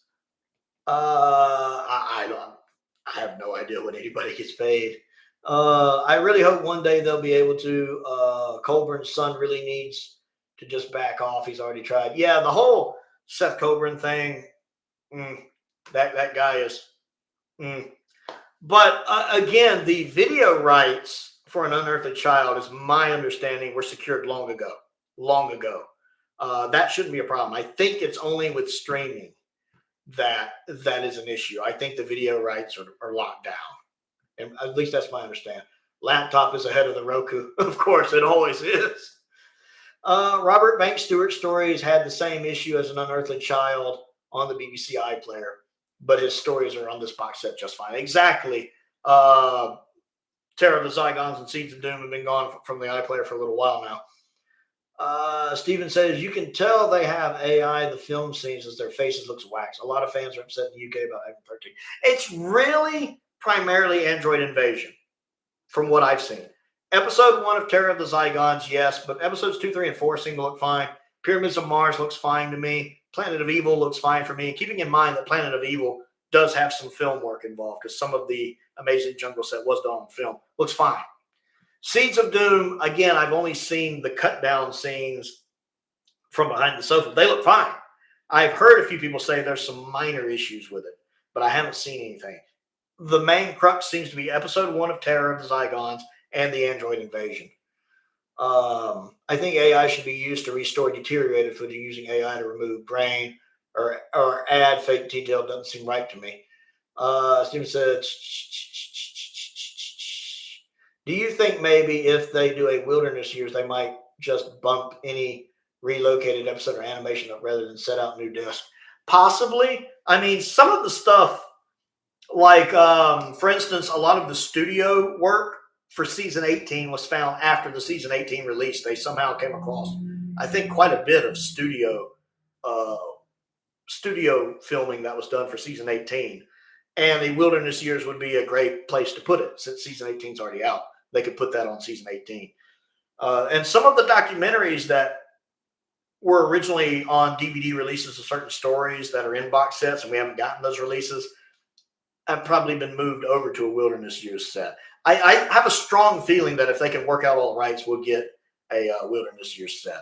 I feel like they want to do one. I'll put it that way. There's a lot of stuff you got to clear to do that. I mean, the chances of getting dimensions in time, for example, because I think just the cost of that. I was surprised they were able to use a scene from Dimensions of Time in Wish World when they were showing the flashbacks to Kato Mara. One of those is from Dimension of Time. I was heavily astounded they were able to get clearance for that. Rumor is season 21 is next, followed by 11 and 16. That's the order, I think. I think next will be 21. I think we'll get a trailer for that. That location filming with Peter and Janet in costume over by the Thames. I think we're going to get a nice trailer for that. I think that's what we'll get. We'll get 21, 11, and 16. 11 and 16 could flip if if they're still doing restoration work on episode 1 of Dinos, or if they want to take the time to do some updated effects for Dinos, because everybody wants that. Barry Letts wanted that. It would be a lovely way to honor Barry Letts' memory. So if they need the extra time to get all that done properly for 11, I'm happy if they do 16 first. I really hope you're wrong because I want 60. Oh, he's talking to one of the other guys. I want 60 sooner than later, and I'm sick of waiting. I totally understand wanting those 60 sets, but I also want those 60 sets, I think, to be as good as they can, to have as many animations as they can. And if there is, Film is Fabulous seems very positive that they know some missing episodes are out there and where they are. So I think I want to give them the opportunity to locate them, find them, and get them restored. So those box sets are as complete as possible. But I totally understand wanting a Troughton on the shelf. Troughton's my second favorite Doctor. I want a Troughton on the shelf. I hope season 21 is next. I really want to complete the Davison collection, and that will also complete Colin's collection as well, as Twin Dilemma is on that season as well. So we'll be completing Colin and Peter's era with season 21. Let's see. He's definitely taken the well, if I can't enjoy it, neither can you mentality. They're still talking about Seth Colburn. Afraid not. BBC want to release all the color episodes first on Blu-ray, and they sell better, and the money helps fund restoration for black and white stories. And I do think that's what's going to happen. I think we're going to get the rest of the color sets before any more black and white sets. I do think the next 3 releases, in some order or another, will be 21, 16, and 11. We're going to get color Doctor Who finished before we get another season of black and white Doctor Who. I am basically 99% positive on that. RTD says the Doctor can regenerate into animal forms, which is freaking stupid. We may get a wild beast years before we go into a wilderness years. I hope not. That's just stupid. Honestly, I think that's incredibly stupid. But Russell did a lot of great things. He made a lot of great decisions with Doctor Who in his first era, but he's made a lot of really stupid decisions and dumb decisions and just arrogant decisions in the modern era. I firmly think that no one person should have that much control of Doctor Who. And I know there's other producers, and I'm sure he collaborates with the other producers like Jane or Jen or whatever her name is. And I'm sure they come to all these decisions together. But one person should not be the showrunner and writing like 6 out of the 8 stories in a season. That's one person having way too much control over the show. They need to go back to the old way where you have a producer and a script editor, where you have 2 people working together, bouncing ideas off each other, but also there to kind of keep each other in check too. You know, so they can sit there and sound ideas off each other. And if something sounds too weird, the other one can go, eh. And then you also need other writers. You don't need those 2 people writing every story. And yes, I know back in the day, Bob Holmes had to do a lot of rewriting, but he's Robert Holmes. There is no other Robert Holmes. So you really need to bring in fresh writers. I think your script editor could do maybe the season opener and the season finale. And then you need writers for the rest, new writers for the rest of the season. I think you should bring back some of the surviving classic writers and also bring in new writers. I would love to see Ben back, for example. Of course, you know, Remembrance is great. And I think he also did Battlefield. And then the guy who did Dragonfire and Curse of Fenric, he's still around. Grab them, bring them back, while also bringing in new people to write for the show, in my opinion. Season 1 box set will definitely be TARDIS sitting in the junkyard. It has to be. That's got to be the flat picture for that. It's got to be. Makes sense. I mean, if you think about it, they get enough from the color sets, they'll have more than enough resources to finally fill in the blanks of the black and white era. Exactly. For the flats, yes, I agree. The flat picture for season 1 needs to be the TARDIS in the junkyard. Yes. I would be happy if they released Tomb of the Cybermen as a standalone Blu-ray like they did Web of Fear. I don't really see the point of that. I mean, the main reason they released Web of Fear as a standalone Blu-ray was, of course, because it was recovered. And then because they animated that episode and they wanted to make more money, which they could do Tomb of the Cybermen just for that. The Doctor Who fans will buy it. Are they wrong? I'd just wait for the box set probably. Has there been any rumors or news regarding the next animation release? Not heard any. No, nothing. I talked about that a little earlier in the chat. There has been no news about the animation since around March. Nothing new. And which is frustrating because at the time they basically stated they had not hammered out a deal, but that they were close. They were right there. They just hadn't signed the dotted line.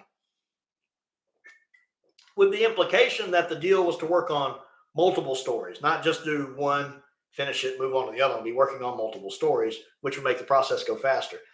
No new updates. No new updates at all. We had that one leak about a potential animation for the Myth Makers, if you guys remember that. but then they kind of walked that back. I think one of the people who starred in the Mythmakers, the one that played the sister, the one that told fortunes, I think her actress had said something about doing behind the scenes work and had mentioned it was for an animation. But then I think they walked that back and said it might have been just for something else. So that's interesting. Ooh, now that I'd buy day one. Are we talking about? Wait a minute. I'd buy day one. I don't know if he meant the Tomb of the Cybermen comment or if he meant the Mythmakers animation. Season 3 will probably be the TARDIS on Kimball with a Dalek nearby. Season 4 will be the TARDIS in the Antarctic, probably with Ben and Polly pounding on it with regeneration light coming through. Do you think to allow the 60s seasons to get more complete with animations? Yes. Do you think they'll start on New Who and make the sets with more extras? I think that will depend on what happens with modern Doctor Who. I think if it ends here and goes on hiatus, then they'll start bringing modern Who into the fold. If I think they're just putting the show on hiatus for a year or two and Russell T Davies is still active with the modern show, I think not. Because there's no way Russell T Davies would be able to do collection box set behind the scenes material where he could be bluntly honest while he's still actively working on the modern show. I would be fine with them bringing the modern series into the collection range because I'd like to have them on the shelf, especially those early seasons, because modern Doctor Who peaked early. Those first 5 seasons are really good. I mean, I know series 2 is a bit of a mixed bag, but the highs in it are really high. And I think a lot of us would love to have them with this kind of artwork on it just sitting on the shelf. Some of us just for completionist's sake, just because it looks good on the shelf. Some people who are angry about season 13 are still going to buy it because they want it on the shelf, because they don't want to have a hole there on the shelf. So I would, though, especially if some of the early stories also got some updated effects, because let's be honest, Lazarus Experiment needs some updated effects. Let me catch up. Season 13 has been like a breath of fresh air compared to the last 8 years of Doctor Who, which is pure draws. Season 5 will be the TARDIS on water from Fury from the Deep. That would work. I think they will start New Who before the 60 sets are finished. I could see that happening. And I would spend money on them. Especially considering I don't have the new remasters for series 1 through 4. I have the old remasters, so I haven't gotten the new remasters they did last year or the year before. I worry that New Who has a greater effect on classic than us old school fans care to admit. I hope to be wrong. I hope the animations are still going. I mentioned that at the beginning of or during at some point here, that I wonder how reliant the budgets for these and animations are on how the modern series is doing. Like if the modern series is doing well and gangbusters well, would they allocate more money to these? Or if with the modern series having a giant question mark in front of it, is that cutting the money they're allocating to these? I have no idea, but I'm curious. Eden Channel is showing Curse of Peladon and the Daemons this Wednesday. Eden Channel is owned by the BBC, but shows commercials, which I like Curse of Peladon, and I like the Daemons. The ending of the Daemons is a little rough, in my opinion. I prefer Colony in Space over the Daemons, but I'm probably the only person on the planet to say that. Or the Demons, if you prefer to call it that. Are they done with Tales of the TARDIS? They have officially not said, but I'm going to tell you yes. That was another one of those things I feel like Russell, when he really came out of the gate with this, when he, again, they really put a lot of money into trying to make Doctor Who like it was 15 years ago. And Tales of the TARDIS is part of that, trying to get younger people watching classic Doctor Who by doing the little cut downs. But since the modern series has failed so spectacularly, and it just has. And again, I like some of the Shooty-Gatwa episodes. I do. I actually think Robot Revolution through Story of the Engine is a great run. Solid B-tier stories. But I think objectively, and obviously, it has been a failure overall.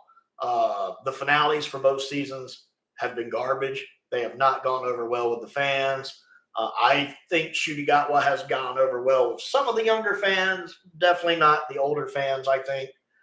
And I feel like with the modern show struggling, a lot of that excess stuff, they're not going to fund that. So I think Tales of the TARDIS is done, in my opinion.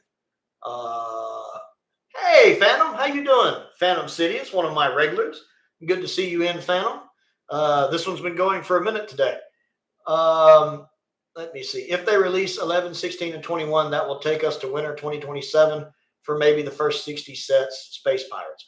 I would hope by 2028, we're at least getting a 60s box set ready to go. If I don't have a 60s box set by 2028, I'm going to be a grumpy man. Season 6 will be in 1917 Battlefield. Back art has to be the exploding TARDIS. Well, they might not want RTD to be involved anymore. Very possible considering the RTD2 era. Again, I don't think it's gone over well. BBC 3 is showing the first season of Matt Smith this Saturday. That's nice. And I like Cold Blood. Good episode.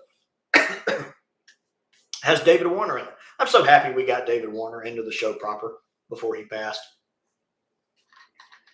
Brother says, hi, you're my favorite Doctor Who YouTuber, but we disagree heavy there.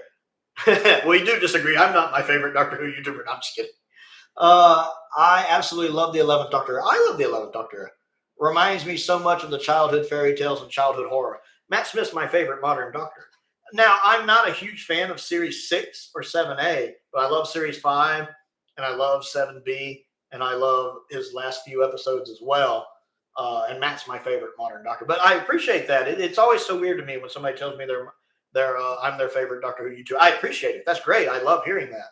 But with all of these other popular YouTubers like Josh and like Crispy, who are amazing, they're fantastic. Me, who does this more lo-fi approach where I really just talk to the camera, it always astounds me when I hear that. But it pleases me, and that means a lot. Season 11 could be the TARDIS in the office with Perk regenerating on the floor, or the death of the Daleks planet.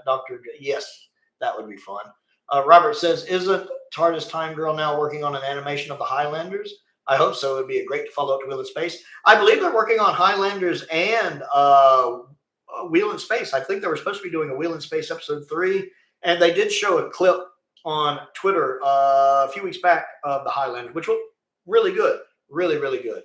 And of course, I love the Highlanders, so I would love to see them do an animation of the Highlanders. Season 16 will be TARDIS in the Marsh from Krull. We've seen the recent drama with Sherman. Can you imagine modern box sets with Eccleston interviews? Other disgruntled cast and crew, no way they let that happen for a few decades. I would love to see Series 1 with an in-conversation with Christopher Eccleston. I would pay money, not just for the set, just for that interview. Where he completely goes wheels off, like training wheels off, and just gives his blunt, honest opinion. You have no idea the money I would pay for that. Plus, I would love to see an in-conversation with John Barrowman as well, because I think that would be fascinating. Robert says, I prefer Colony in Space 2 over the Demons. Nice. It's nice to see someone else that feels that way. I love Colony in Space. I think it's well-paced. Davis was a contradictory machine during his second run. Yes. Shame Tales of the TARDIS could have helped as a buffer next year with no new series. I agree. I could have seen that. Plus, I enjoyed the little book-ending clips they did from Tales of the TARDIS. Season 21 will be the TARDIS Androzani Major. Yeah, probably so. But instead of chanting Krull, the Swampies will chant Prowl. If I find out TARDIS Time Girl is doing the Highlanders, I'm donating money. I have more faith in them at this point than the BBC. I don't know technically if they can take money for stuff like that. I don't know if they would get in trouble or not. I mean, if you could donate money and they wouldn't get in any trouble from the BBC for taking the money, then absolutely. But I don't know quite how that works with the BBC, and I'm sure they don't want to upset the BBC, especially since they do official work for the BBC. I know some of their work was in the Celestial Toymaker reconstruction for episodes 1 through 3, and I believe they did the robot in the mini animated version of Wheel in Space that was on the Macroterra. The robot, I think, was their work. I think they lent it to whoever did the rest of the animation. I think I'm right on that. Do we think they will do some sort of collector remaster for the 90s movie? At some point, they need to do a true Blu-ray of the 90s movie. The problem is, I think they've lost the film elements. Keep in mind, the TV movie was shot on film, but it was edited on videotape, which was common practice during the 90s. Most of the Star Trek shows were filmed that way, which is why we still don't have HD versions of Deep Space Nine or Voyager to this day, because they spent a lot of money doing HD work, remastering Next Generation for Blu-ray, and it didn't sell as well as they hoped. So to do the 90s movie in true Blu-ray, you would have to find the film elements, which I think are here in America. And then they would have to completely re-edit the movie. And then they would have to redo the special effects because they did the special effects on the videotape. The Blu-ray we have of it now is an upscale. The Blu-ray of the TV movie is an upscale, sadly, since it was shown on film. I would love for them to do a true Blu-ray version of it. That would be phenomenal. The Disney era was the perfect opportunity to relaunch the show, the biggest stage it's ever been on. And man, oh man, yes, they did. They crapped the bed. They crapped the bed bad. I don't agree with their casting of the Doctor. I like Millie Gibson a lot as Ruby Sunday, and I think the actress playing Belinda's fine. It's Belinda's character that disappears after like 4 episodes I have issues with. I really feel like the actress got screwed on that. And then the stories, I think 8 episodes a season is a bad idea. And then I just feel like the finales crap the bed, and you have to stick the landing when you have seasons that short. The Disney era, let's see. If they animated the Dallas Master Plan, would you want it released on home media straight away or used as a season? I would want it all at once. I mean, I would want it released in a set. Honestly, with Dallas Master Plan, you could split it into 2 sets.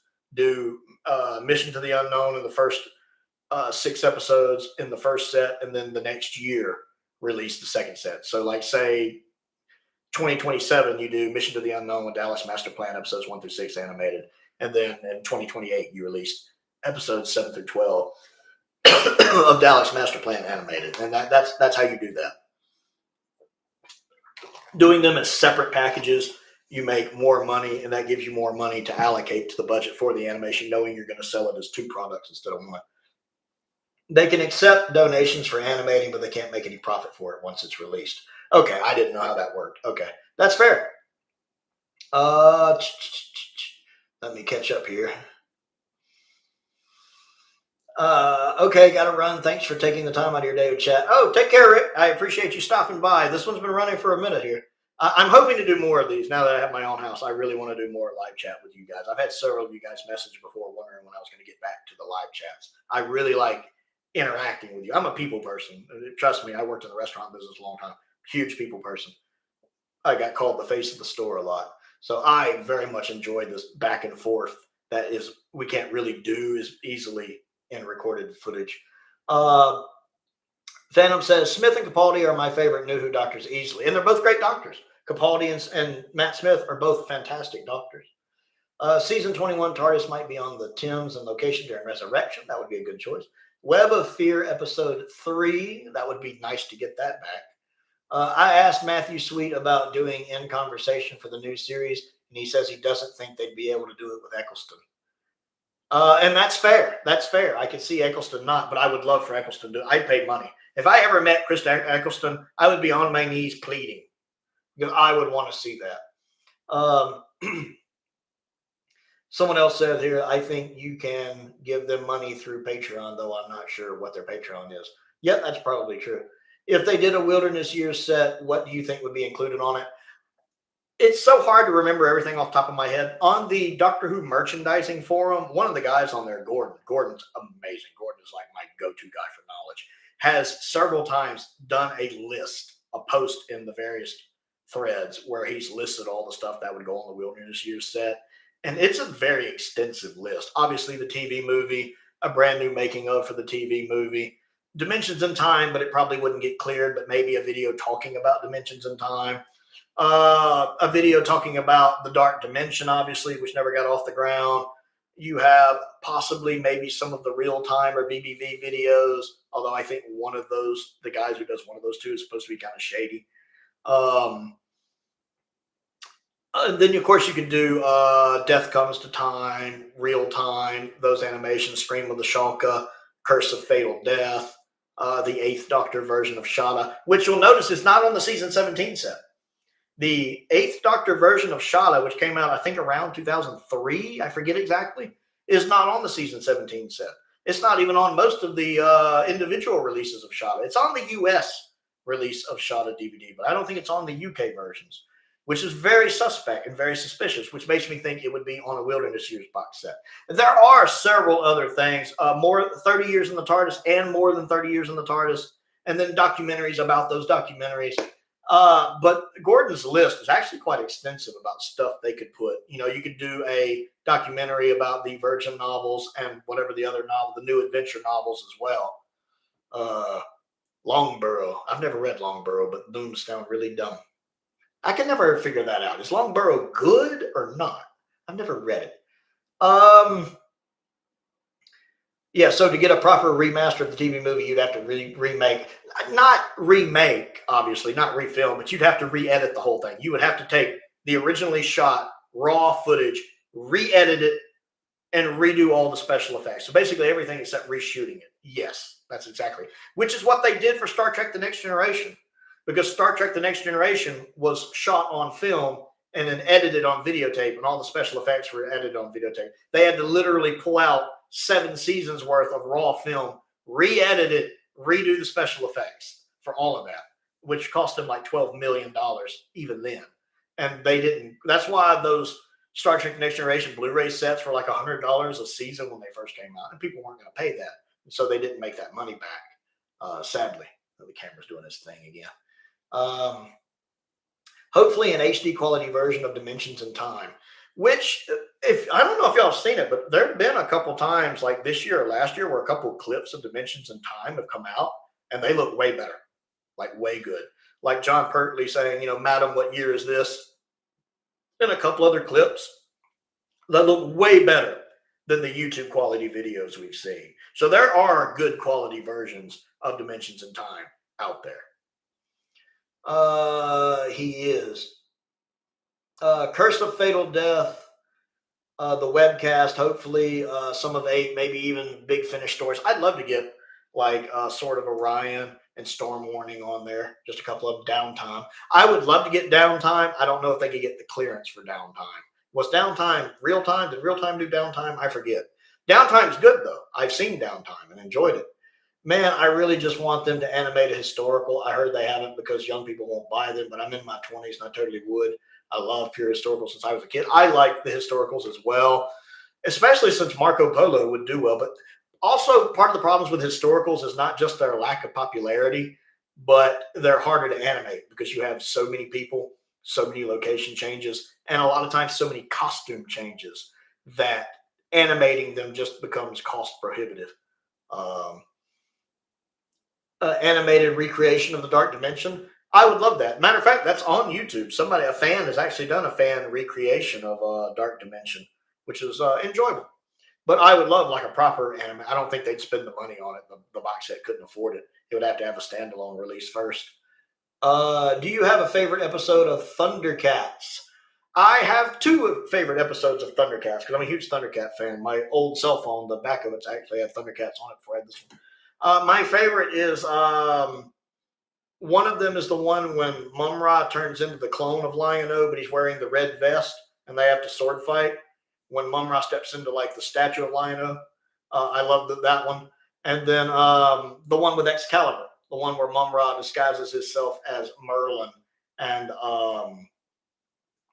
the swords fight. Matter of fact, the swords fly out of their hands and are fighting each other. Those are my 2 favorite episodes of Thundercats. Although I love the original pilot as well. Exodus is the name of the episode. The VHS version of it, the actual televised version of it, has cuts, but the original VHS extended version of it's really good. I used to have that until it was destroyed in the fire, sadly. Don't know if you've answered this already. Do you think the show can survive another Wilderness Years? I think Doctor Who as a franchise can survive another Wilderness Years. Yes, because it happened last time.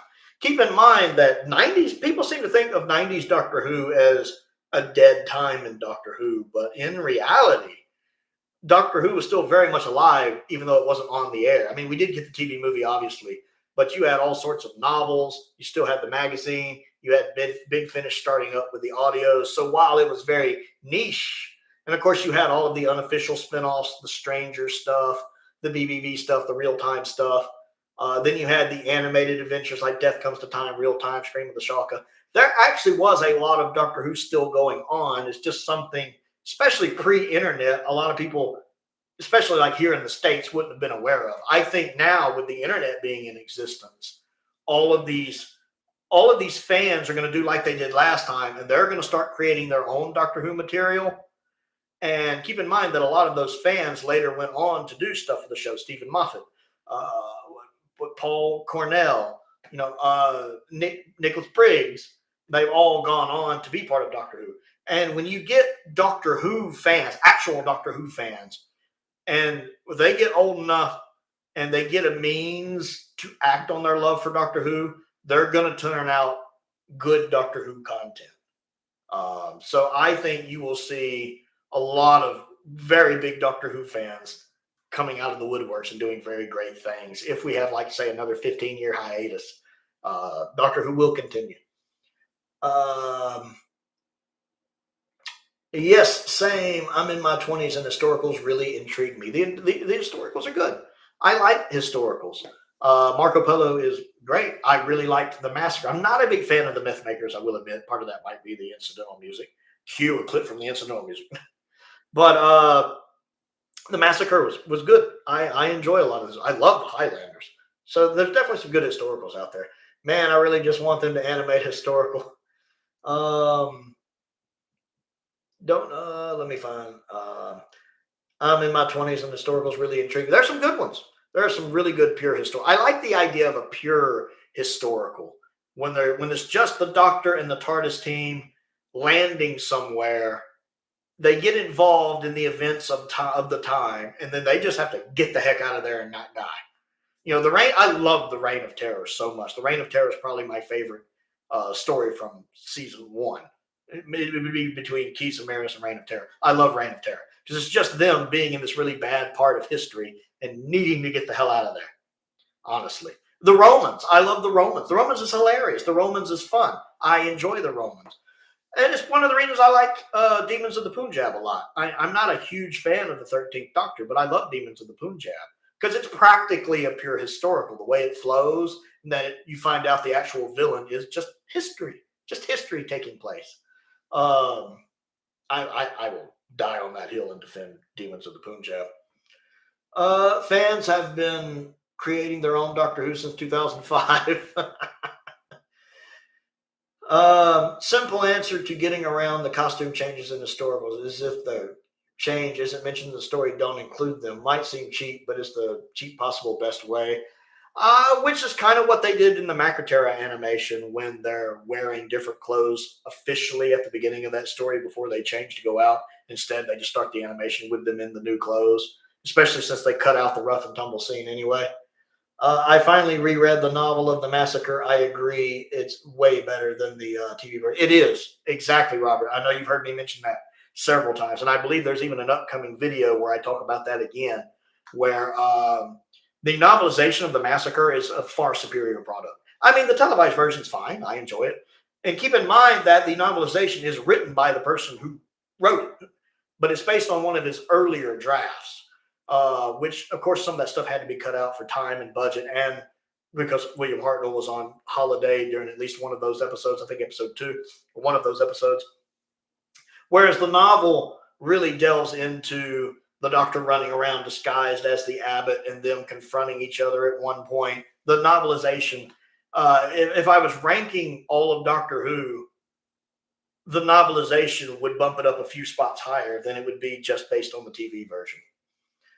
The Romans is one of my favorite stories. Yes, the Romans is great. It's one of my favorite Hartnells. It's fantastic. It's probably my second favorite Hartnell story after the Time Meddler. It's very, very, very good. Time Meddler, another good historical. Not a pure historical. Matter of fact, I think Time Meddler is the first pseudo-historical. Really, really good. Peter Buttersworth absolutely sells it in that. So my thoughts, circling back around to the point of the video, I do think this is worth it. I do. I don't regret buying it. And again, for me to import it, it's probably like 80 to 85 US dollars. But I don't regret that. My biggest complaint is probably Android Invasion. I do have some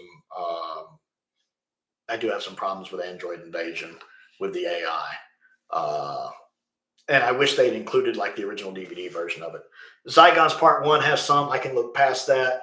And Pyramids of Mars looks beautiful. What I've seen of Planet of Evil looks beautiful. The rest of it looks good.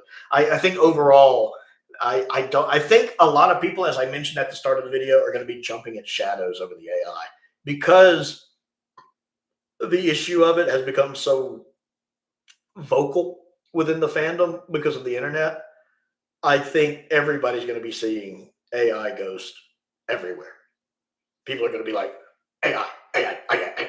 And it's not everywhere. Like, I didn't see any in Pyramids of Mars at all. Looks great. And then there's a couple times where even I will, like, when I rewatched the DVD version of Terror of the Zygons, a couple of spots I thought might be AI still looks a little rough because it's very old footage and it's characters at a distance that sometimes even in the DVD looked not overly clear, honest and truly. What's the one story from New Who you believe could benefit from a novelization? Mine is The Stolen Earth Journey's End. It could be more epic with the Daleks attacking all of the planets they stole.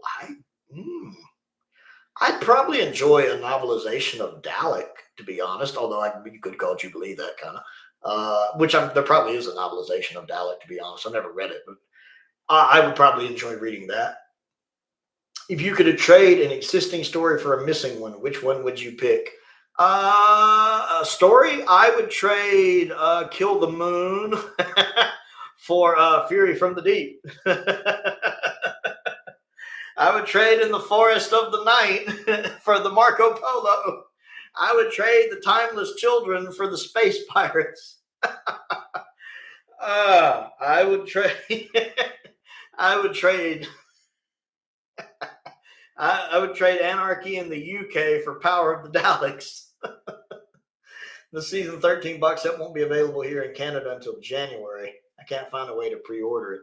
You could just import it. I import mine. Keep in mind, I'm in the States, and I get the UK sets because the UK sets just look better. They look better, and it's worth the slightly little bit extra money. And the Blu-rays are region free. I don't care what Amazon tells you about them being region B. The box sets are not region locked. So, like, even though I live in the States, and if you're in Canada, I believe you're also region A, these sets will play on your Blu-ray player. I play these on my Xbox Series X. They play fine. As far as I've seen, the box sets, the collection box sets are not region locked. I think the AI backlash is over dramatic, but I'm glad it is happening. Perhaps it'll reach the BBC's ears, and they'll be carefully using it in the future. I will trade Sleep No More for Evil of the Daleks. I actually enjoy Sleep No More, but yes, I'd rather have Evil of the Daleks, so I would make that trade. But Sleep No More is not a good episode, but it has some neat ideas in it. I like the creatures in it being the sleep in your eyes, and I like how it incorporates the found footage trope of the time. I can actually respect that. The AI wasn't too bad on the previous box sets. I never really noticed them on the previous box sets, to be honest. I never had an issue with the AI on any previous sets. I didn't like Unknown says. I didn't really notice either. I heard people talking about it, but it never bothered my eyes. My list would be swapping out series 11, 14, and 15 for seasons 3 and 4 entirely. Fair enough. Although, to be honest, series 14, season 1, I really do like 73 Yards and Dot and Bubble. I would not want to lose those stories. I love Dot and Bubble. I did notice it right away on this one. Like I said, you see it a little bit, keeping in mind that the very beginning of Terror of the Zygons is that extended clip of them leaving the TARDIS, and that is recovered footage, not original masters. So I can understand why they look a little waxy there. And the colorization is really good on it. But once it clicks into the footage proper, it's not really that much of a problem, even on part 1. A little bit of a problem, but not bad. Like, the scene when Harry gets shot, it's noticeable. I'd trade all of Peter Capaldi's episodes for the missing episodes. I would trade some of Peter Capaldi's, not all. Peter Capaldi has some great episodes. He's a good doctor, and I love some of his episodes. He has some terrible ones, too. Not that he's ever bad in them, but he has some terrible ones. Series 9 is really not that good, aside from Heaven Sent and the Under the Water 2-parter. Hellbent's decent. Decent. Not good, decent. Well, decent good. Seeing if I missed anything here. Okay, I think I'm caught up there. At Blasphemy Capaldi is great. Yeah, I like Peter Capaldi. Peter Capaldi is an amazing doctor in an average era. And by average era, I don't mean he has no good story. He has a lot of good stories, but he has a lot of bad stories. He has high highs and low lows with seldom stories in the middle. Series 8 is a perfect example of that. I really like Deep Breath. Not really too keen on Into the Dalek. It's okay. I like Robots of Sherwood. I hate Listen. I like Time Heist. I hate The Caretaker. I hate Kill the Moon. I love Mummy on the Orient Express, though. I love Mummy on the Orient Express. I love Flatline. In the Forest of the Night sucks. And then the two-parter is just mid. So it all balances out to being an average season for me. I'd trade all of Modern Who for Feast of Stephen. I wouldn't do that. Feast of Stephen looks stupid, I'll be honest. I've never liked Feast of Stephen. It just feels like it just drags down all of Dalek's master plan. No, I wouldn't do that. I think people forget that even some of the Pertwee Baker had episodes wiped from the archives. I believe a story in season... No. Tom Baker has no stories wiped from the archive. All of his are the original masters. There's a couple clips that were wiped, like the clip from Deadly Assassin episode 3 when he's drowning. That clip was cut out from the original master and had to be restored through other footage. But Tom doesn't have a missing serial. The last episode that's not an original master is Invasion of the Dinosaurs episode 1. So the first season of Doctor Who to be all of the episodes have all of their masters is season 12, which is Tom's first season. With Pertwee season 11, it's really just Invasion of the Dinosaurs episode 1. All of the other episodes are masters. And then with season 10, episode 3 of Planet of the Daleks was not an original master, but all of the other episodes are original masters. Real. No, but all of Tom Baker's stories are the original masters. Pertwee's, it just depends on the season. Seasons 7 and 8, of course, are heavily affected. Season 8 has 25 episodes, and only 3 episodes are the original masters. Episodes, I think, 1 and 4 of Axos, and then episode 4 of the Daemons. The rest are recovered from other sources, and that's why that season looks a little rougher, especially Mind of Evil, which it looks rough, unfortunately. And then, of course, season 9 is about half and half. I think 11 episodes are the original masters and 15 episodes are not. So it just depends on the story. The first story to have all of its videotape masters surviving is Day of the Daleks, because all four episodes of that are the original masters. Season 7 only has 1 full master, and that's Spirit. No, yes, but that's not a video master. Keep in mind that Spearhead from Space is shot on film.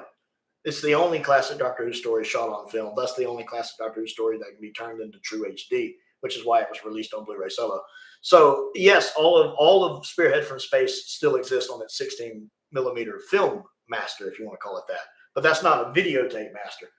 The earliest video master is episode 1 of Ambassadors of Death. And so the very first story to be existing fully as a videotape master is Day of the Daleks for season 9. I study this stuff way too much because the missing episodes, the junking episodes fascinate me. Just fascinates me. So, are y'all still getting season 13? The Awakening Part 1 master is unusable due to being scratched. I didn't know that. The DVD version was taken from the repeat. I didn't know that. That's fascinating to me. That's interesting. I wonder what the quality of the repeat was, though, because I've never noticed on the DVD. It looks the same quality. That's interesting to know. I remember some of the episodes, the masters have had to have some slight repair work done, and occasionally a clip will be taken from another spot. Again, like the ending of episode 3, I'll still get the season 13 box set, which, again, I feel like it's worth it. I like having it on the shelf, even if it doesn't quite line up. This part here is raised just slightly higher, and then this has a slight more of a gray tone to it than the season surrounding it, but it's a minor nitpick. What did you pay for the UK import? I think it was between $80 and $85 in US money. It's probably about 88, which is pricey. But I mean, it cost a fair penny here just to get the US version. Have to go. Been a good stream. Take it easy, Douglas. I'm probably going to get off soon myself. It's been almost 2 hours. Yeah, the quality on it is great. And the quality is great. I'm enjoying that. What classic Who story would you love a sequel to? Mine would be Inferno, though that'd be difficult. Well, I guess it doesn't really count as a sequel. Although Mind of Evil is actually written by the same writer that wrote Inferno, and it does reference Inferno, which is it's the reason why the Doctor has that fear of fire in Mind of Evil. He mentions that in there, that he saw a world that was destroyed by flame. So there is a little connection there. There is actually a novelization that is a sequel to Inferno. I think it's called Face of the Enemy or something like that. It's not very good. It's not very good at all, honestly. And yes, that would be difficult to do because Inferno is a hard story to live up to. It cost me $60 to pre-order the standard US version that doesn't come till January. Yeah, I probably paid about $20 more, but it's worth it. I get it sooner. I like the packaging better. I hate the US packaging. I hate the way they label it as like Tom Baker's season 2. I hate that. And plus, I have all of the others at this point, and they just look so good on the shelf together. It's worth the extra $20. I mean, if I'm going to spend 60, I might as well spend 80. I've got to go. It was fun talking to you guys. It was fun talking to you too. Matter of fact, I'm probably about to jump off here myself. It's been 2 hours. My poor voice is going, but I certainly appreciate all of you hanging out with me and chatting with me. If you want to do some more of these live chats like this, if you want me to do these a little more often, let me know. Pop down in the comments and let me know. Hey, GTR. Oh, this guy has been following me for a long time. Old GTR here. He is actually from my lightsaber channel back in the day. We're talking 10, 12 years ago. I ran a channel. I think it's just called Prowl 1701 now. You can still look it up, actually, where I did lightsaber reviews. GTR has been with me since those days. What's up, man? It's good to see you, too. He's been following me a long time. He's a great guy. You're totally right. I loved all the standard versions. I'm in too deep. Yeah, I totally get that. Yeah, it's good to see you, too, GTR. It's good to see him stopping by. Like I said, he used to watch all my lightsaber reviews. I like seeing him pop up. It's good to see him. Yeah, this was a lot of fun. Yeah, I like being able to have this back and forth, and I couldn't do that where I was before because of other people in the house. So with it just being me, I've got free time typically on Sundays. So this could be like a fun thing to do. Maybe not every Sunday, but more Sundays when I have time. So I'm going to go ahead and jump off here. Don't forget to click the like button and the subscribe button and all that fun stuff. Links to the Patreon are down below. I'm probably going to start trying to do some Patreon exclusive live talks. That would be fun. Would definitely be up for more next time. The Star Wars sequel trilogy. That would just be a video of me cussing for 2 hours. Which, funny story before I go, I actually recently reviewed one of the Doctor Who Big Finish stories. I think it's called Minute in Hell. It's one of the early 8th Doctor stories. Minute in Hell, something like that. Y'all probably know the one I'm talking about. It's awful. I did a review of it, and I realized like 3 seconds into that review, it had to be a Patreon exclusive because YouTube was not going to let me post that kind of language. And it's literally me just ranting about how awful it is. Like, seriously, there's actually a point in that review where I actually say it makes Empire of Death look like City of Death.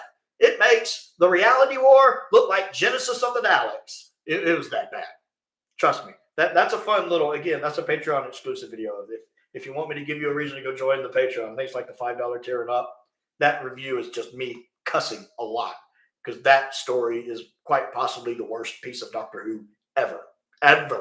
Kill the Moon's better. And that says a lot coming from me. I would definitely be up for the Sunday Prowl. But I'm not doing much System Wars lately either. Not much Star Wars. Yeah, the sequel trilogy, as we were just talking about, kind of killed my love for Star Wars, honestly. Like, I still like The Mandalorian. I enjoyed Tales from the Jedi. But I didn't. I didn't care for the sequel trilogy. And the lightsabers are just so expensive now. I just kind of found out. Mando is fun. I like Mando, even season 3. Yeah, I could talk about the EU sometime. I like the expanded Star Wars novel. I mean, if you guys want to do it, again, it's a sci-fi channel, not technically a Doctor Who channel. We could do a Star Wars talk sometime if y'all wanted. I'd be up for that. But yeah, check out the Patreon. Like I said, they get bloopers and all sorts of fun stuff that you guys don't always get here. I also have a P.O. box. If there's anything you'd like to send me to look at and review, I know one of my top tier patrons, Simon, is going to be sending me the standard edition season 22 set. And I'd love to get some more of the standard edition sets in. If you watch my videos normally, you'll know the ones I have and the ones I don't. I really want that season 21. And then, the Patreons, again, the P.O. box is down there. Links to the Amazon wish list and the Amazon UK wish list, which has the sets I really want, are down there as well. Expanded universe will always be fun. We'll always be there for it. Again, I treat the expanded universe as canon in Star Wars. I do. As always, guys, I'm going to jump off here. I got one of my friends called. I want to call him back. I appreciate y'all hanging out with me. And as always, thanks for watching.